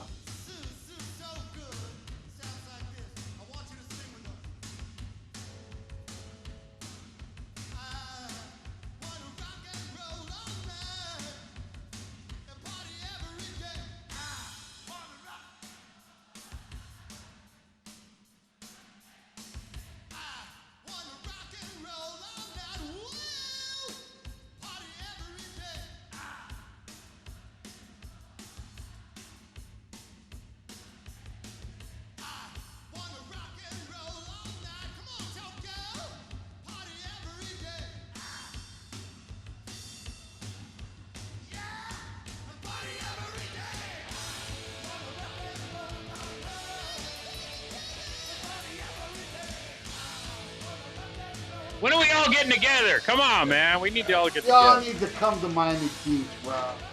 You need to come to San Francisco, thrash capital, bud. Oh, hey, man. We get booked there, dude. We're there. I know, man. You got a place to stay. You know that. It may not be Trump Plaza, but it's downtown San Francisco. I'm laughing about Chris Sinzak's like, hey, can we take a piss break? And like, I left so many times for this fucking show to go piss. You always do. You always do. Well, dude, bitch, I'm laughing at you because I know what you're doing. You're standing by the radiator pissing out the window on hobos. No, I got my jug. Come on, you know my jug, bro. I've been to Bill Wang's. He's like, I don't even know that girl. He's pissing on her head. Because that's what I would do. All this talk about pissing, now I gotta piss. I'll be right back. I can't wait to go back to Casa de la Wang, dude. Yeah, I can't wait till you do, man. Big time, bro. Dude, as soon as they announce the dates, dude, I'm gonna book it. And like I said, I'm probably gonna. Do you always go to your parents for Christmas? Is that like the thing? Yeah, now that they've sold their other house, yeah, I go down there. Matter of fact, I'm going down there and I go see Gina in 2 weeks, and I go see my parents in 4 weeks. Okay. But, yeah. Well, I mean, well, I was wondering, like, on the next trip, do your parents want to come up to meet me? You know? Why the fuck wouldn't they? My dad made a video for you. Hello? Dude, you gotta send that to me again. I love that shit where your dad's like, no, that was on one of my old phone, and you know me. Oh, it's like, hey, Wadzilla. That shit was right. awesome. When you thought my dad was Asian. No, but I'm looking at him like, wow, he doesn't look Asian. I'm like, wow, his mom must be a horrible driver, you know? No shit. But you know, hey, Dr. Fuck, that's funny you should say that. And I think I've mentioned this prior, but you made a reference, a really cool post, I don't know, a month or so ago about me, since you met me. But if you go back, and you made reference about the Fair Warning review, how that was Bill Wang's introduction to Dr. Fuck. That's interesting. If you look on the comments, you'll see my real name. And I never make reference. Yeah, it's on an old YouTube account that I forgot the password and everything. And yeah. So I mean, I've been commenting on the Kiss videos since I believe. Wow, that's interesting. Yeah, 2007. 2007. And you know that Fair Warning review got me banned from YouTube now. Wow. The same thing that happened to the same thing that happened to Rock and Metal Combat Podcast. I'm banned for 6 months from my review channel because of that Fair Warning review. Did they give you a reason why? It makes me just... Copyright infringement. Is that right? Oh, wow. Well, you know what? If you were just some nothing, and I'm not, like 100 views, but I think when you get that big, that's when they start stepping on your ass. You know, Yeah, at least that's my option. There's a lot of Kiss reviews that are down now. Like my Hotter Than Hell, the solo albums are down. I know the Hotter Than Hell is on the European thing. Daily Motion. Right, I didn't know about that until you actually made reference to that. I'm gonna start putting my reviews up there now. And they're way cooler than American YouTube. What a bunch of pussies. Yeah. No, I had shit banned off of fucking YouTube. I put up some live footage of Eddie and the Boozers, and it said banned due to lack of interest. Oh, there you go, the Eddie and the Boozers. I knew that was coming. I like that one. That was a good one. All right, thank you. Yeah, that was I like one of my favorite episodes is when Bill got really mad when you brought up Eddie and the Boozers. I hate that. He goes, come on, man. He goes, you like it, don't you? He goes, no, I hate it. Just the tone of your voice was so godly. I know. That's going to make the best of, by the way. I know. Sometimes I'm a little bit. Eddie and the Cruisers is cool. Eddie and the Cruisers 2, Eddie Lives is fucking horrible. That's Ian's tribute band, Chris. I'm sorry. It's fucking... Yeah. True story, as Ian would say. That's right. You call it rock solid like they did in the movie? All right, so where we at? Did everybody talk about Reason to Live? Yes. Yes. All right, so moment of silence and take the next song. Ian, bring it up. All right. Well, fuck it. Let's go on the next song, which is Good Girl Gone Bad. This song was written by two other people. Simmons changed one lyric and made it his own. I think it's another catchy fucking Gene song. This one was never played live. And I mean, I could see, I mean, Jesus Christ, they were playing way too many songs off this album to begin with. So I can see why this didn't make it. But again, I think it's another strong Gene. I mean, maybe strong is a strong word, but I think it's another good Gene song off this album. And definitely in my top 11. Oh, wait a minute. There's only 11 songs. It's a good song. What do you think, Chris Zinzak? I agree with you. I think it's a cool song. I've always liked it. It is, let's just say it's filler, but it's better filler than some of the stuff he's done on previous albums. I think the riff is catchy, the delivery of the vocals is good, and I think it's another case of Gene's songs aging better than Paul's songs, because let's face it, Paul's songs do not age well from this album, especially the Here Kitty Kitty type stuff. You know, we can all agree that this is a big myth. That, you know, I mean, it's not a myth. Paul did keep Kiss going because Gene didn't give a fuck. But we all can agree it's a myth that Gene sucked during the 80s. He was good, man. At certain points, he did some really good songs. Mm-hmm. Right? Are you guys done talking about this too? Yeah, go ahead. All right. But, you know, Gene, like I was saying, I think he did a lot of good songs in the 80s, but this ain't one of them. Song sucks. No. This has to be the worst Gene song on the album. Still prefer it over the fucking Paul song, but I don't like this one. I think this is weak, and it's definitely throwaway and forgettable, and I just don't like it, Bill. Man, oh my God, what can I say to add to that? And basically, I totally disapprove of this song. And I hate it, and it sucks, and it gets 0 chopsticks. Thank you. Man. Yeah, that's it. Sorry. Awesome. All right. That's it. It's so short and simple, but I totally disapprove. It sucks. All right, Bill, take the... Wait, what's the next... The next one's the last one, right? No. Next song is Turn We Out got the Night. 2 more to go. Oh, okay. All right. Who wants to take this turn? I'll take it. Turn On the Night. This was the third and last single off the album. They made a music video for this that was filmed live in Worcester, Massachusetts in front of 35 excited fans. But they didn't play it, though. This is a song that's never been played live. I know this. Well, that's one that they don't state this in my notes if it's played live. It's never been played live. You know why I know this? Because Bruce Kulick played it live in Puerto Rico or some shit, and he said it. Like, this is a song that Kiss never played live. Well, there you go. It did not chart in the U.S. It charted in the U.K. It only made it up to 41 on the U.K. charts. I love this song. I think it's a catchy fucking rocker. The keyboards are fucking cheesy. But the song itself, I really love. I think it's one of Paul's stronger songs. That's not saying a lot for this album, but I think it is one of the stronger Paul songs. And I still enjoy. I love it way more than the title track. That's for damn sure. What do you think, Chris Czynszak? Well, this is one of those that was written by Diane Warren, who would go on to write a ton of hits for Aerosmith and other artists. This was definitely an attempt at a radio hit.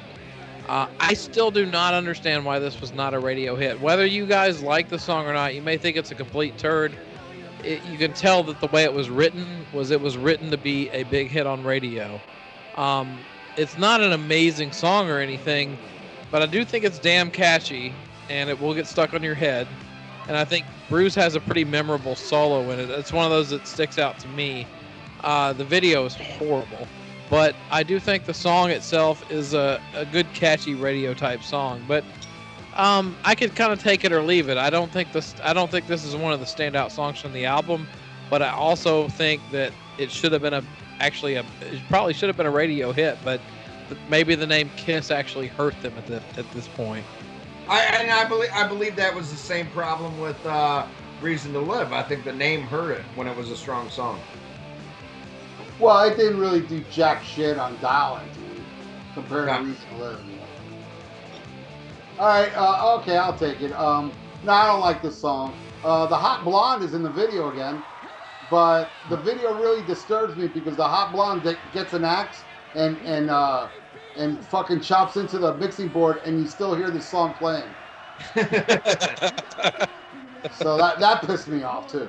So this video pisses me off, and as much as the song does. No, I'm sorry, I don't like this one. It's just schlock, man. I don't know, man. I never recall this being stuck in my head, ever. It doesn't sound like a catchy tune to me, but then again, I mean, Chris Czynszak has his opinion. It's Chris Czynszak!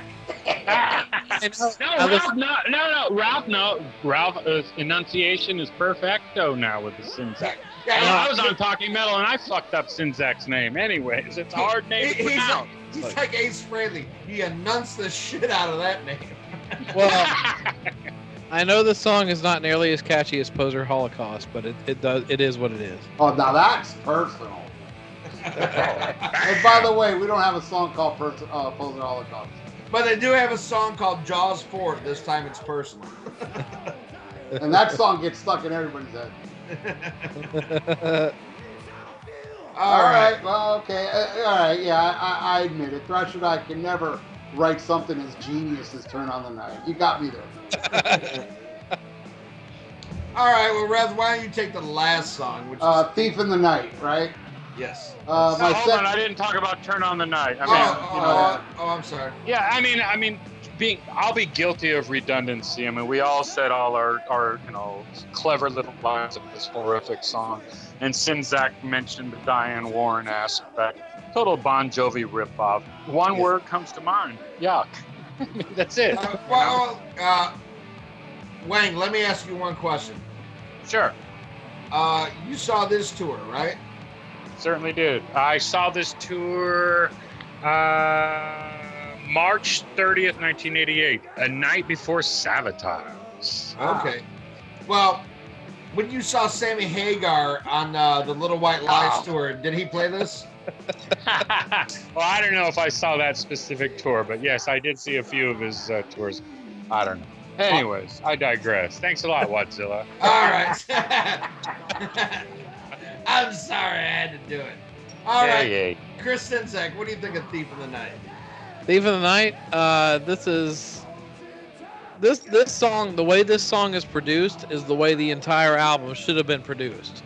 Because you can tell a marked difference in how the song sounds compared to the rest of the songs. There's lots of guitar, bass, and drums. There's no keyboards to be found anywhere in this song.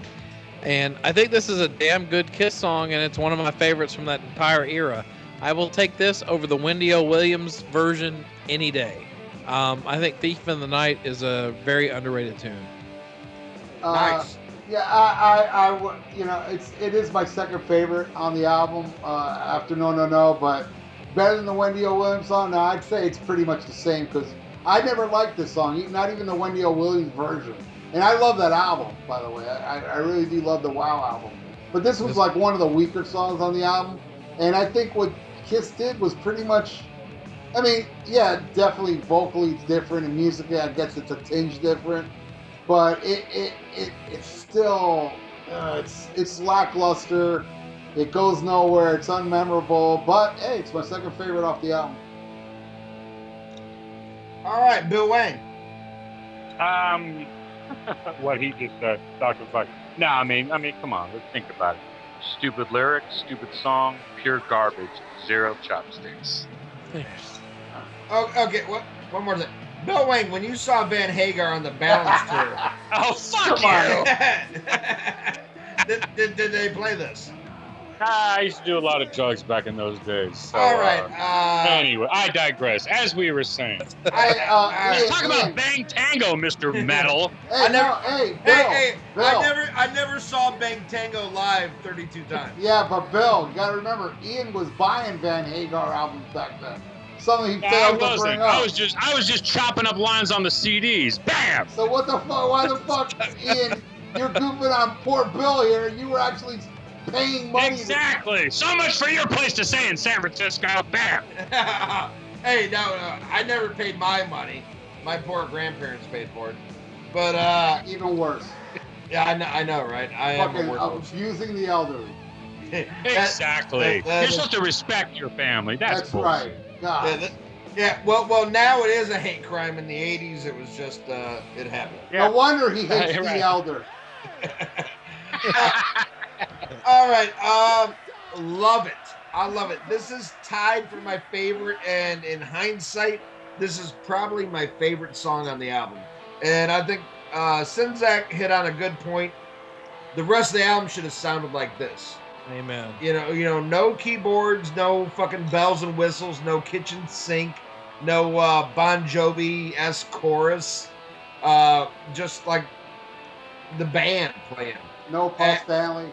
Yeah, exactly. No Kiss. And I agree. I do think it's better than the Wendy O. Williams version, though I do like the Wendy O. Williams version. Oh, I like it too. I think Gene really nails it on this, and this. I mean, the fucked up thing, you know, in hindsight, this and No No No are like the only two like really Kiss sounding songs. I mean, like. Maybe, you know, Crazy Nights sounds like fucking Tomorrow and Tonight, but you know what I mean? If you ask Sinzak, it's, you know, Flaming Youth. Anyways, I digress. It would have fit on Destroyer, I'm just saying. Yeah, you're just saying. Anyways. But, yeah, I mean, this is... Did your work, Bill. You know, I love Decibel Geek. Little Bill Wang's waving right now. Hi, Dowdy. He just blew you a kiss. Blew you a kiss. Little Bill Wang's waving out the window, pissing on hobos. yeah, exactly. Smoking a joint, 7 years old. Bam! Hell yeah. The good shit. It's legal in California. Exactly. Grassroots, 1 block away. You know what I'm saying? Yeah, no, seriously though, this is probably my favorite track on the album, and if the rest of this sounded like this, then we wouldn't be making fun of this album the way we are. Yeah, good point. And am I the last one to sum up the song? Yeah, like I said, it's my second favorite, so I guess No No No, Thief in the Night, you guys are saying it's the most Kiss sounding song on the album. Maybe that's why I would put it on my top 2, but again, it's like I put my top 2 songs on this album are songs I really don't like. Yeah, well, yeah, you really hate this album.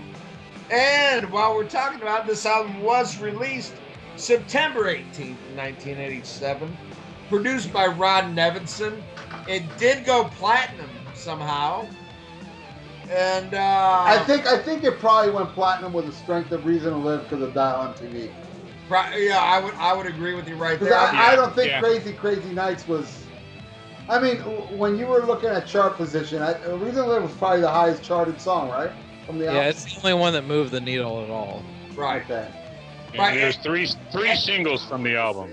And I mean, seriously, I mean, if you want to talk about, Reason to Live, it didn't even do all that much. It was 64 on the Hot 100, which is the real charts.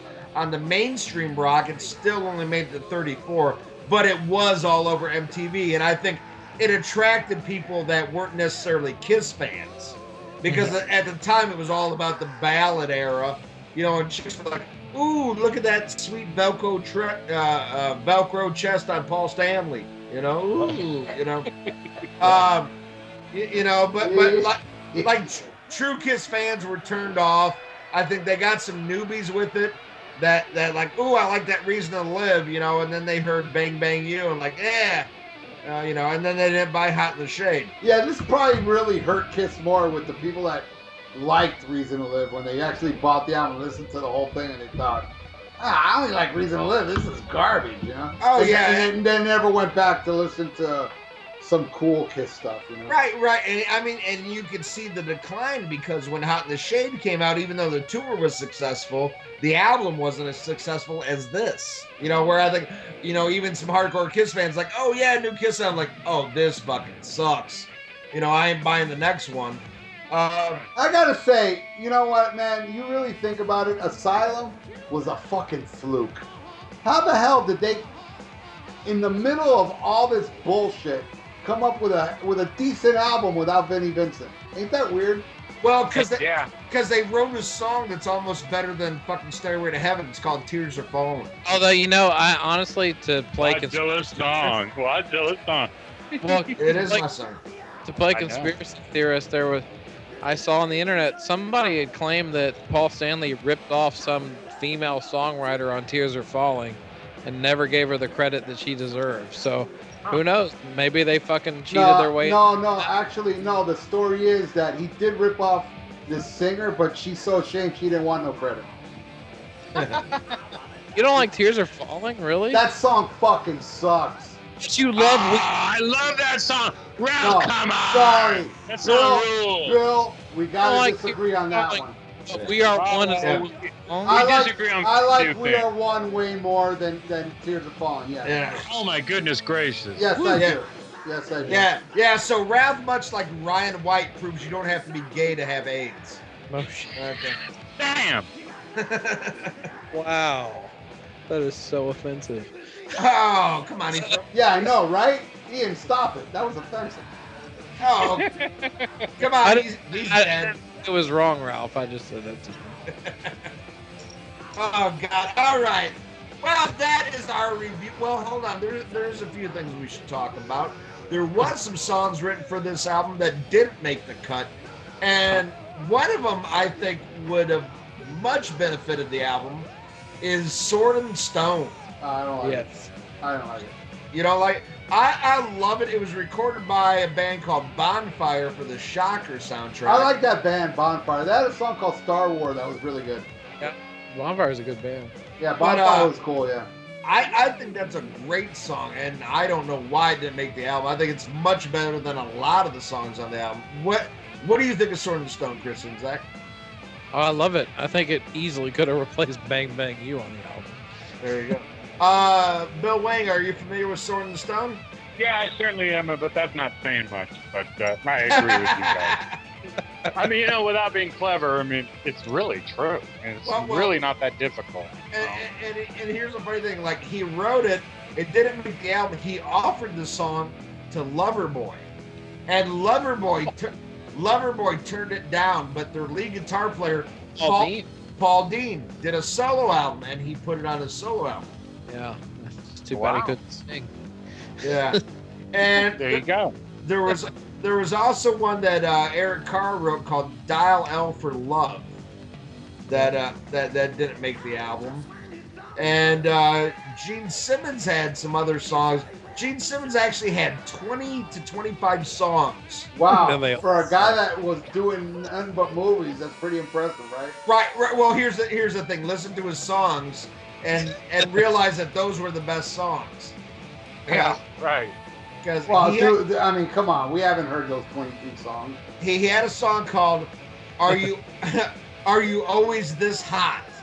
that he wrote with Adam Mitchell, and also "Boomerang" was written at that time but didn't make it. I like that song. Yeah, here's some other songs that didn't make it. X Marks the Spot, Scratch and Sniff, Oh, shit. What Goes Up, Hunger for Love, Oh God. Dirty Blonde, and No Mercy. And unfortunately, we do not know those great songs.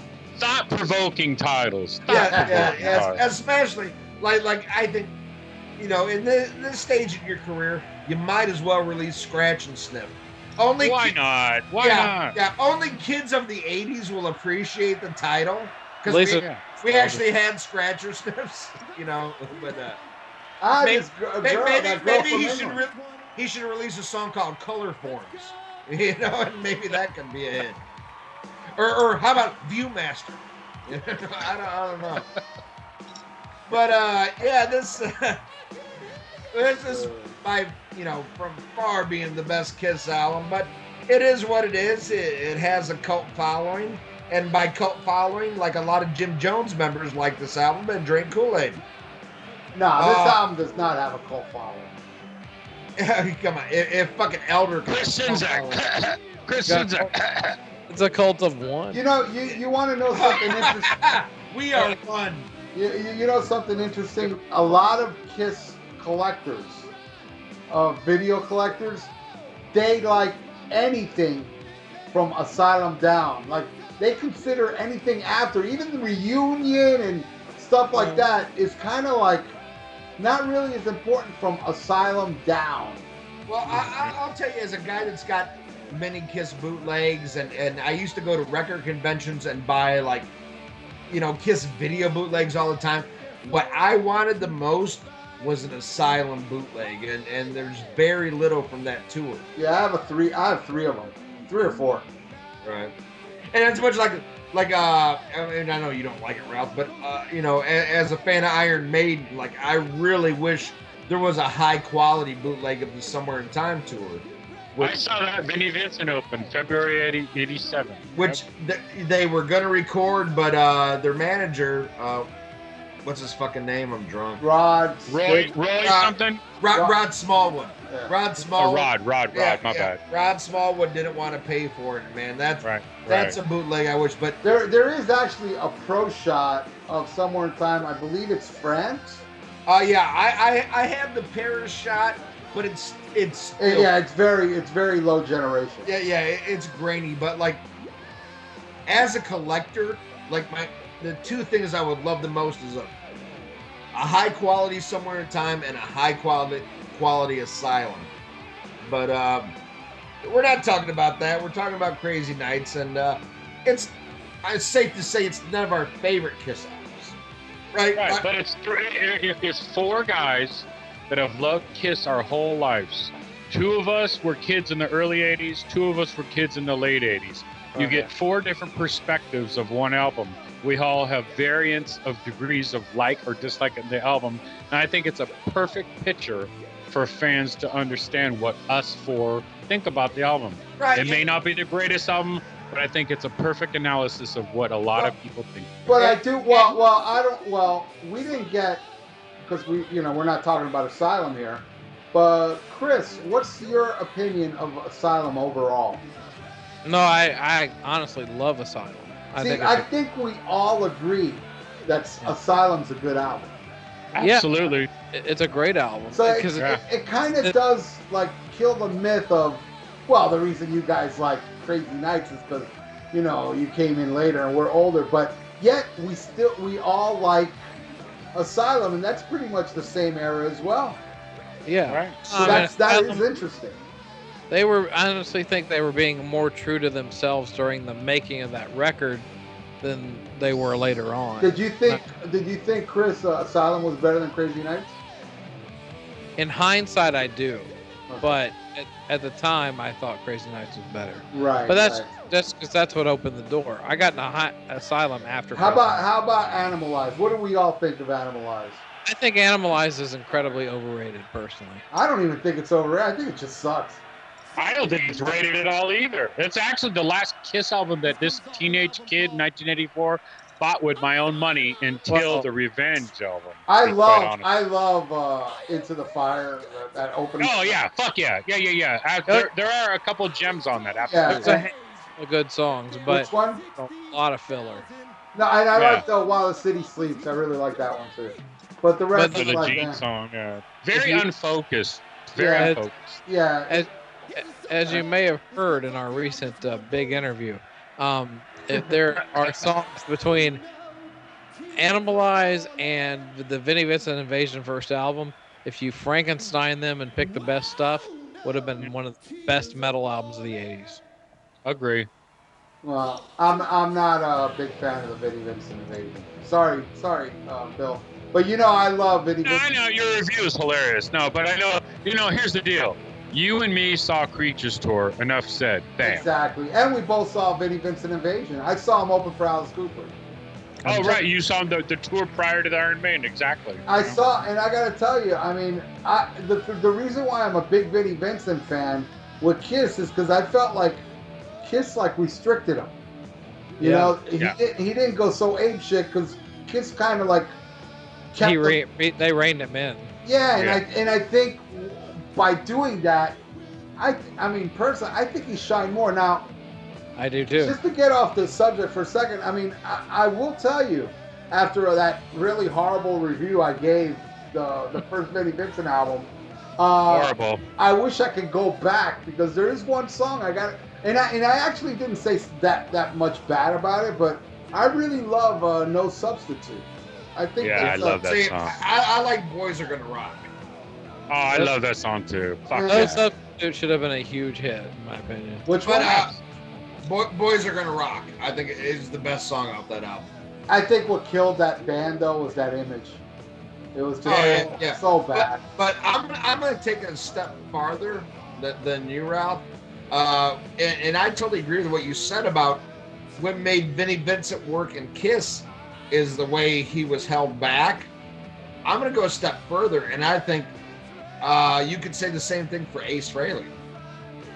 Because I think Ace working within Kiss, when Ace is like, okay, give us a fucking solo. That's where Ace fucking shines. You know, where Ace has to carry the whole song is where there's issues and why you see so many covers. But you know what, man? It still was Ace. You listen to Ace with Kiss and Ace solo. Okay, maybe they don't have the memorable shock me type solos, but it still sounds like an Ace Frehley solo. You can't tell me Boys Are Gonna Rock sounds like, on the 8th Day, which originally was Boys Are Gonna Rock. You know? Right. No, but what I'm saying though is I think Simmons and Stanley had a great way of honing. I don't think Simmons and Stanley fucking controlled Ace at all, as far as his playing at all. Well, no, maybe on Destroyer, but nowhere else. I'm saying if you listen to Ace's solo stuff and when you listen to Vinny's solo stuff, I think it's best when they have that spot to shine than to be the actual songwriter and the guy who constructs everything. I think you give them a foundation and then you give them a moment to shine. I think that's where both Vinny and Ace excel. Well, there is a bit of I agree with that actually. No, a little bit of guidance, guidance.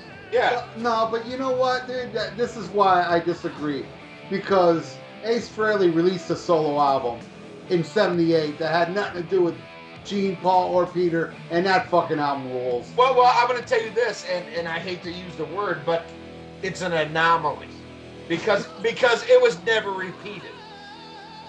It was never repeated. Well, neither was fucking what Live to Win or whatever the fuck, you know. Oh no, Live to Win is fucking horrible, dude. I'm the biggest Paul Nutswinger. You like Live to Win more than I do. I like Live to Win more than, well, not more than 78, but I liked it more than you did. Yeah. Oh yeah, I think that album was putrid. I mean, it was really fucking Yeah, it's horrible. not that great. Yeah. But It was a cool tour. They played Magic Touch. That was cool. Well, yeah, A Million to One. That was a great tour. Yeah. Oh, right. Yeah. Million to One. I forgot about that. Magic Touch. Why was it a cool tour? Because of other songs you heard. It wasn't because of anything to do with Live to Win. Valid point. Valid point. Live to Win. It was because of something. But what I'm saying is both Vinny and Ace, when they worked with Kiss, when they have that structure, what was their shining moment. Yeah, well, and the same thing But with can't every you, other. hold on. Can't you say the same thing about Paul and Gene? Exactly. When they worked with Ace, their shit shined. Exactly. You know what I'm saying? Right? Thank you. It's a double, it's a double-edged sword. No. Sure, I understand the structure, the guidance aspect of Ace Frehley and Vinnie Vincent, but you could say the same.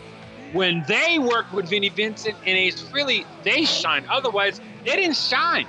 All right, they were mediocre best. And also, what they did with Bruce wasn't really fucking groundbreaking, like with Vinny and Ace. Okay, so. Oh no. I mean, by the time that came out, I think through everything that they went through, by the time those members came in, okay, here's your role. This is what you can do. That's it. Sound like this guy who has a top 10 record and shut the fuck up. You know, I don't think, I think Vinnie Vincent was the last like replacement member that had like any kind of serious input. I don't think anybody else like, oh hey, I have an idea. Like yeah, get the fuck out of here. You got a dick on your breath. Shut up. Play this. Hey Thayer, here's some lyrics that talk about being in space. Shut the fuck up and sing. Really? They got on your breath? Yeah, I think that's what he said. Okay, well, maybe they said, hey, you got matzo ball on your breath. Sorry, I'm drunk right now. Go get me some spaghetti. Tony Thayer. Tony Thayer. Scared Kiss sucks. Bill, you and I are going to disagree on that. Well, you know what? Of course, you're a scab apologist. Chris Sinzak being exposed by Bill Wang. I like all of it. And you know what? Me and Bill agree with so much, but another thing. I know it's pretty great. Yeah, it is, but you and I do disagree on Monster. Well, I think Monster's okay. I don't think it's Crazy Nights is better. Bam. Yeah, you see, that's what I mean. I mean, I love Monster. I actually like Monster more than any. I like Monster more than fucking Asylum. Monster is much better than Sonic Boom. Well, I hate Sonic. That's not saying much, Italy D. Here's what I'll say. Like, once again, I made the analogy earlier about like established bands giving up on their signature sound and chasing trends, but then it all comes back around again. I put Sonic Boom and Monster in the same category that I put Alice Cooper, The Eyes of Alice Cooper, and Dirty Diamonds, where where they give up trying to be somebody else and go back to trying to do what made them who they are. But I think where Alice Cooper was successful, Kiss failed, and it's just in the strength of songwriting. I don't think Monster sounds like Sonic Boom. Yeah, but I mean, wouldn't you agree though that it's Kiss trying to sound like '70s Kiss more than trying? No, Monster, no. No? Monster is Kiss sounding like their influences. Yeah. Sonic Boom is just trying to sound like 70s Kiss. I mean, even blatant Ace Frehley rip-off solos. No, I can give you the bands that Kiss ripped off to do Monster. Humble Pie. Yeah. Jimi Hendrix. I mean, it was. But I mean, I consider that more from an honest place than rather than going on Sonic Boom. Let's try to rewrite Rock and Roll Over, which is what they tried. Right. Well, is Carnival of Souls Kiss trying to be Kiss? No, it's them trying to be. Yeah. Nobody right. Decibel Geek. Yes. Right. No, but honestly, Bill, I mean, I understand the whole scab thing and hating the scab thing, I mean, do you really? I mean, do you really begrudge Tommy for taking that job, or do you begrudge Gene and Paul for giving him that job? All the above. You know what? And I agree with Bill. I mean, the one point where me and Bill disagree is like he obviously Monster does nothing for our music. And I honestly don't think Bill hates Monster because they have scabs. He just doesn't like the music. Where I feel different. I like the music on Monster, but I hate the fact that these guys are dressed like Peter and Ace. It does bother me image-wise, but I can't lie. I like the songs. Well, I don't like the whole makeup thing. I haven't liked it since, was it 2000 when Eric started doing it? I didn't like it then. But at the same 2001. time, it's like, do I continue to hate this, or do I accept the fact that either there is some Kiss or no Kiss? You know, I'd rather. Okay, that's an interesting point you bring up. That's a bullshit point. No. I mean, with all due respect, I mean, come on. For people. That's selling yourself short. What about dignity and pride? You're right, and also my diluted video. Remember my diluted video. Remember this. I don't know if you saw it, Chris, but my diluted video speaks volumes. Of course he saw it. I posted it just yesterday. It was on Eddie Trunk's page. Everyone saw it too. It was that interview from '97, right? Well, there were several interviews on there. Right. Or two or three. But my point is, for people that never seen Kiss and people that accept the scab, fine. I don't give a fuck. You want Kiss to continue, fine. I'm not one to say I want Kiss to end because they have these scabs. I'm not one to say that, but I wouldn't care if they did stop. Well, let me make myself clear. I necessarily don't care if they continue, but I haven't seen Kiss live since 2009, and that wasn't because of Tommy and Eric. That was because of Paul Stanley's voice. Right. And his voice is completely shot, and I don't see any recovery from it. I think he had the surgery, and it didn't take. So I honestly, I will never go see them live again because I saw them in 2009. And it was passable, and I took my stepson to see them, and it was a cool thing to introduce him to the band. And he was like, wow, that was amazing. And I'm like, good, then that was money well spent because you got to see the majesty and the bigness of a Kiss show. So I was happy with that, but I also decided that night, this is the last time I'm going to see them live because I could tell that Paul's voice was shot. And honestly, I'm not a big fan of Tommy and Eric playing in the makeup. Honestly, at this point in time, I'd rather see them just do it without makeup and costumes and all that shit. I agree. Just go ahead and play deep cuts and do clubs. What's the point? Well, or theaters. And I will say, I'm not a fan of all that shit either. But I don't know what the fuck Bill Wang's bitching about when he saw Van Hagar 37 times. You are such a dick. I love Let's you. talk about Bang Tango's debut. Anyway. I never saw him live. Oh, no, I take that back. I did see Bang Tango in a bar with Faster Pussycat. Oh, wow. Here's a great story. Eddie and the Cruisers was there, right? No, here's a great story. I get on Faster Pussycat's bus, and Tammy Down, just like, it's Tammy Down with all replacement members, and I'm fucking drunk as shit. I'm on the bus, and he had already, my girlfriend at the time got him to sign the CD, but he didn't do it in front of me, so to me it didn't count. I'm like, sign this. He goes, I already signed. I go, well, sign it in front of me, goddammit. And I was like, I love Faster Pussycat. I'm like, last time I saw you guys, I saw you open up for Kiss, Tinley Park, Illinois, 1989, and he had this look on his face like he wanted to die. I'm like, what's it? I'm like, what's his fucking problem? And my buddy with me, he's like, well, probably because you mentioned the last time you saw me was playing in front of people, and you just saw him in a country bar in Podunk, Florida. I was like, oh yeah, that was probably a reality check. They're playing here in 2 weeks, and I'm going to try to get him on the show, so that should be interesting. Oh, well, tell him I said hi. I will. All right. I saw him with Ace Frehley and Y&T in '87. It's awesome. Fucking Y&T. Well, actually, and here's I saw my very first Kiss show Tinley Park, Illinois, Hot in the Shade tour. It was Slaughter and Faster Pussycat opened up, and Paul Stanley came out and played guitar with Faster Pussycat, and he was wearing a Ronald Reagan mask.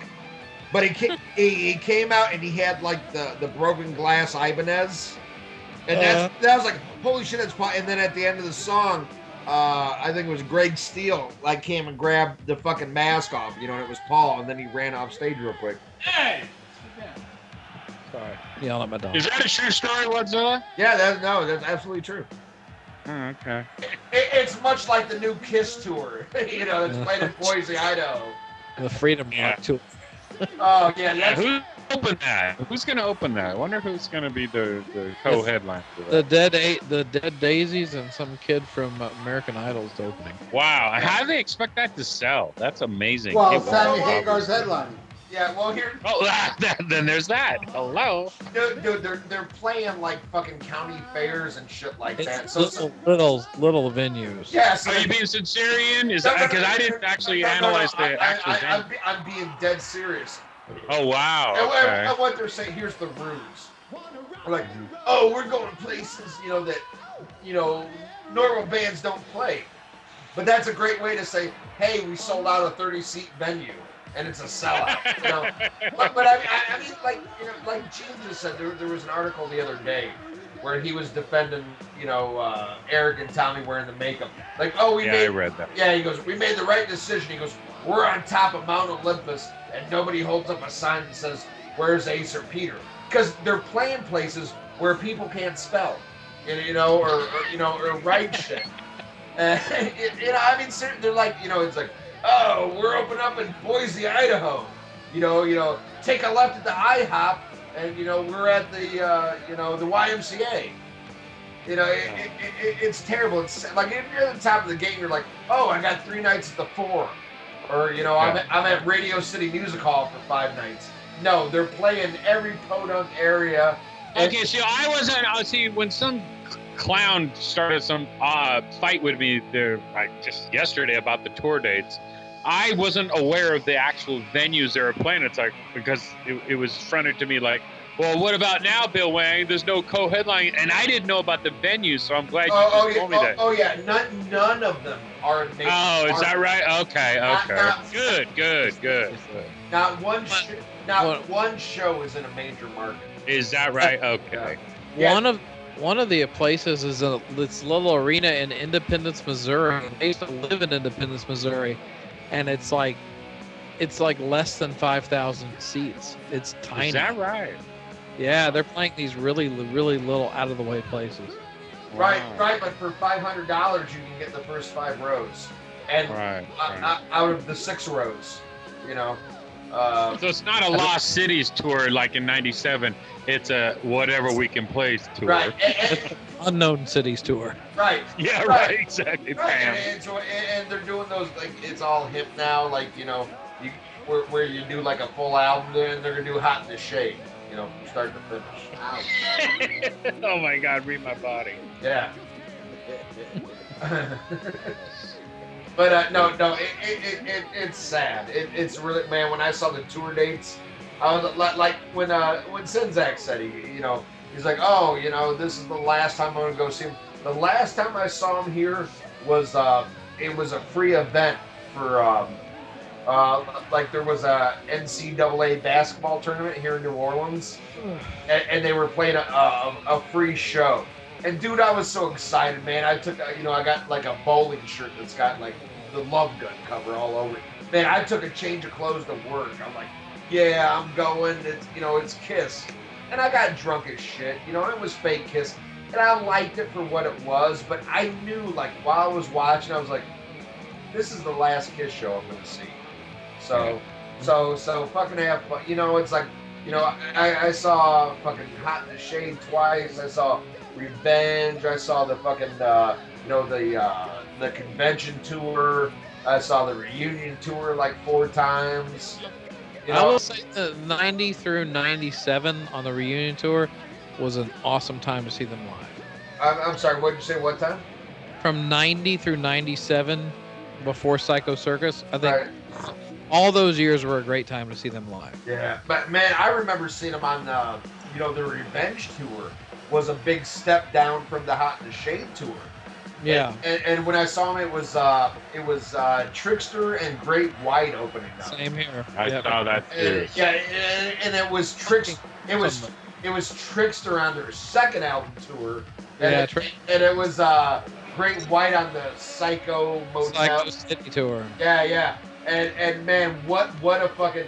They went from playing Alpine Valley, Wisconsin, which, I mean, if you ask Eric Camaro, he'll tell you all about Alpine Valley. That's a huge venue. But I saw him at the UIC Pavilion in Chicago, and it was like maybe 3/4 full of that. Well, see, I got lucky on the Revenge tour because Nashville has always been strong for Kiss. So when they played here, they played at Municipal Auditorium, and it was like maybe 5,000-6,000. But every time, I've never seen a poorly attended Kiss show ever. Oh yeah.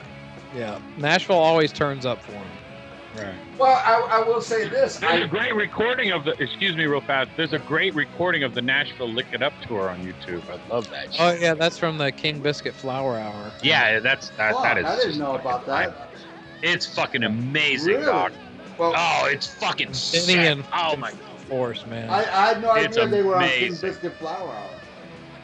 Yeah. On that tour, Yeah. God, I gotta get that. It sounds amazing, man. Ooh. I saw that tour. You know what's funny? I saw Lick Was It Up. Vandenberg the opener, Ralph? No, it was Axe, and I don't know if you guys remember a guy called John Butcher Axe. yeah. He was Yeah, kind of of like a course. Hendrix type Yeah, guy. Canadian guy. Yeah. But that night, the Lick It Up tour, I heard from outside them sound checking All Hell's Breaking Loose, but they didn't play it live.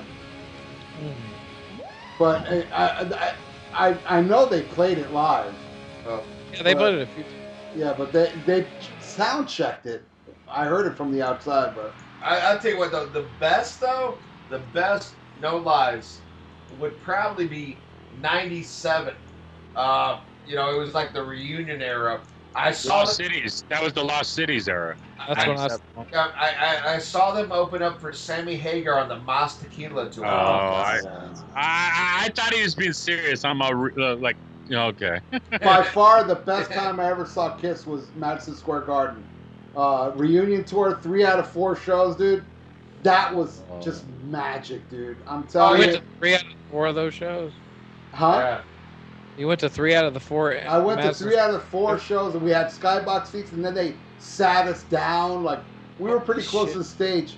And I saw the same tour in Miami Arena, and it was mind-blowing, but it didn't come close to New York, because New York at that time was fucking crazy, man. I remember being in the Village. I can only imagine. Dude, I was in the Village, and there were people in Kiss makeup walking around.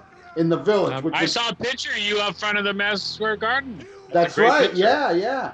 And there's another picture I took with a Love Gun cutout that was in a store, a regular store, I haven't seen like that. a supermarket. Yeah, I don't think I ever put that online, but I do have a picture somewhere where I'm standing in front of the thing. But yeah, dude, there was a magic. I remember walking out every show I saw from the 3 shows, walking out of the venue, the place was cheering like they were during the show. It was just magic, dude. Oh, it was.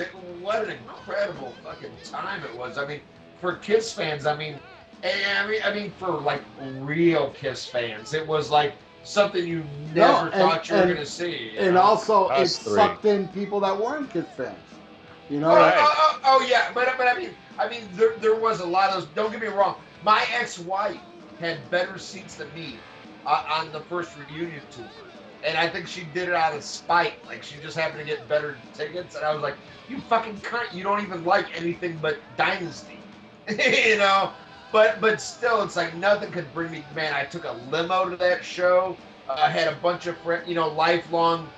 Well, not lifelong, but, like, friends of mine. We were Kiss fans since junior high that went to it. And it's like the electricity in the air, the fandom. It was like, it was amazing.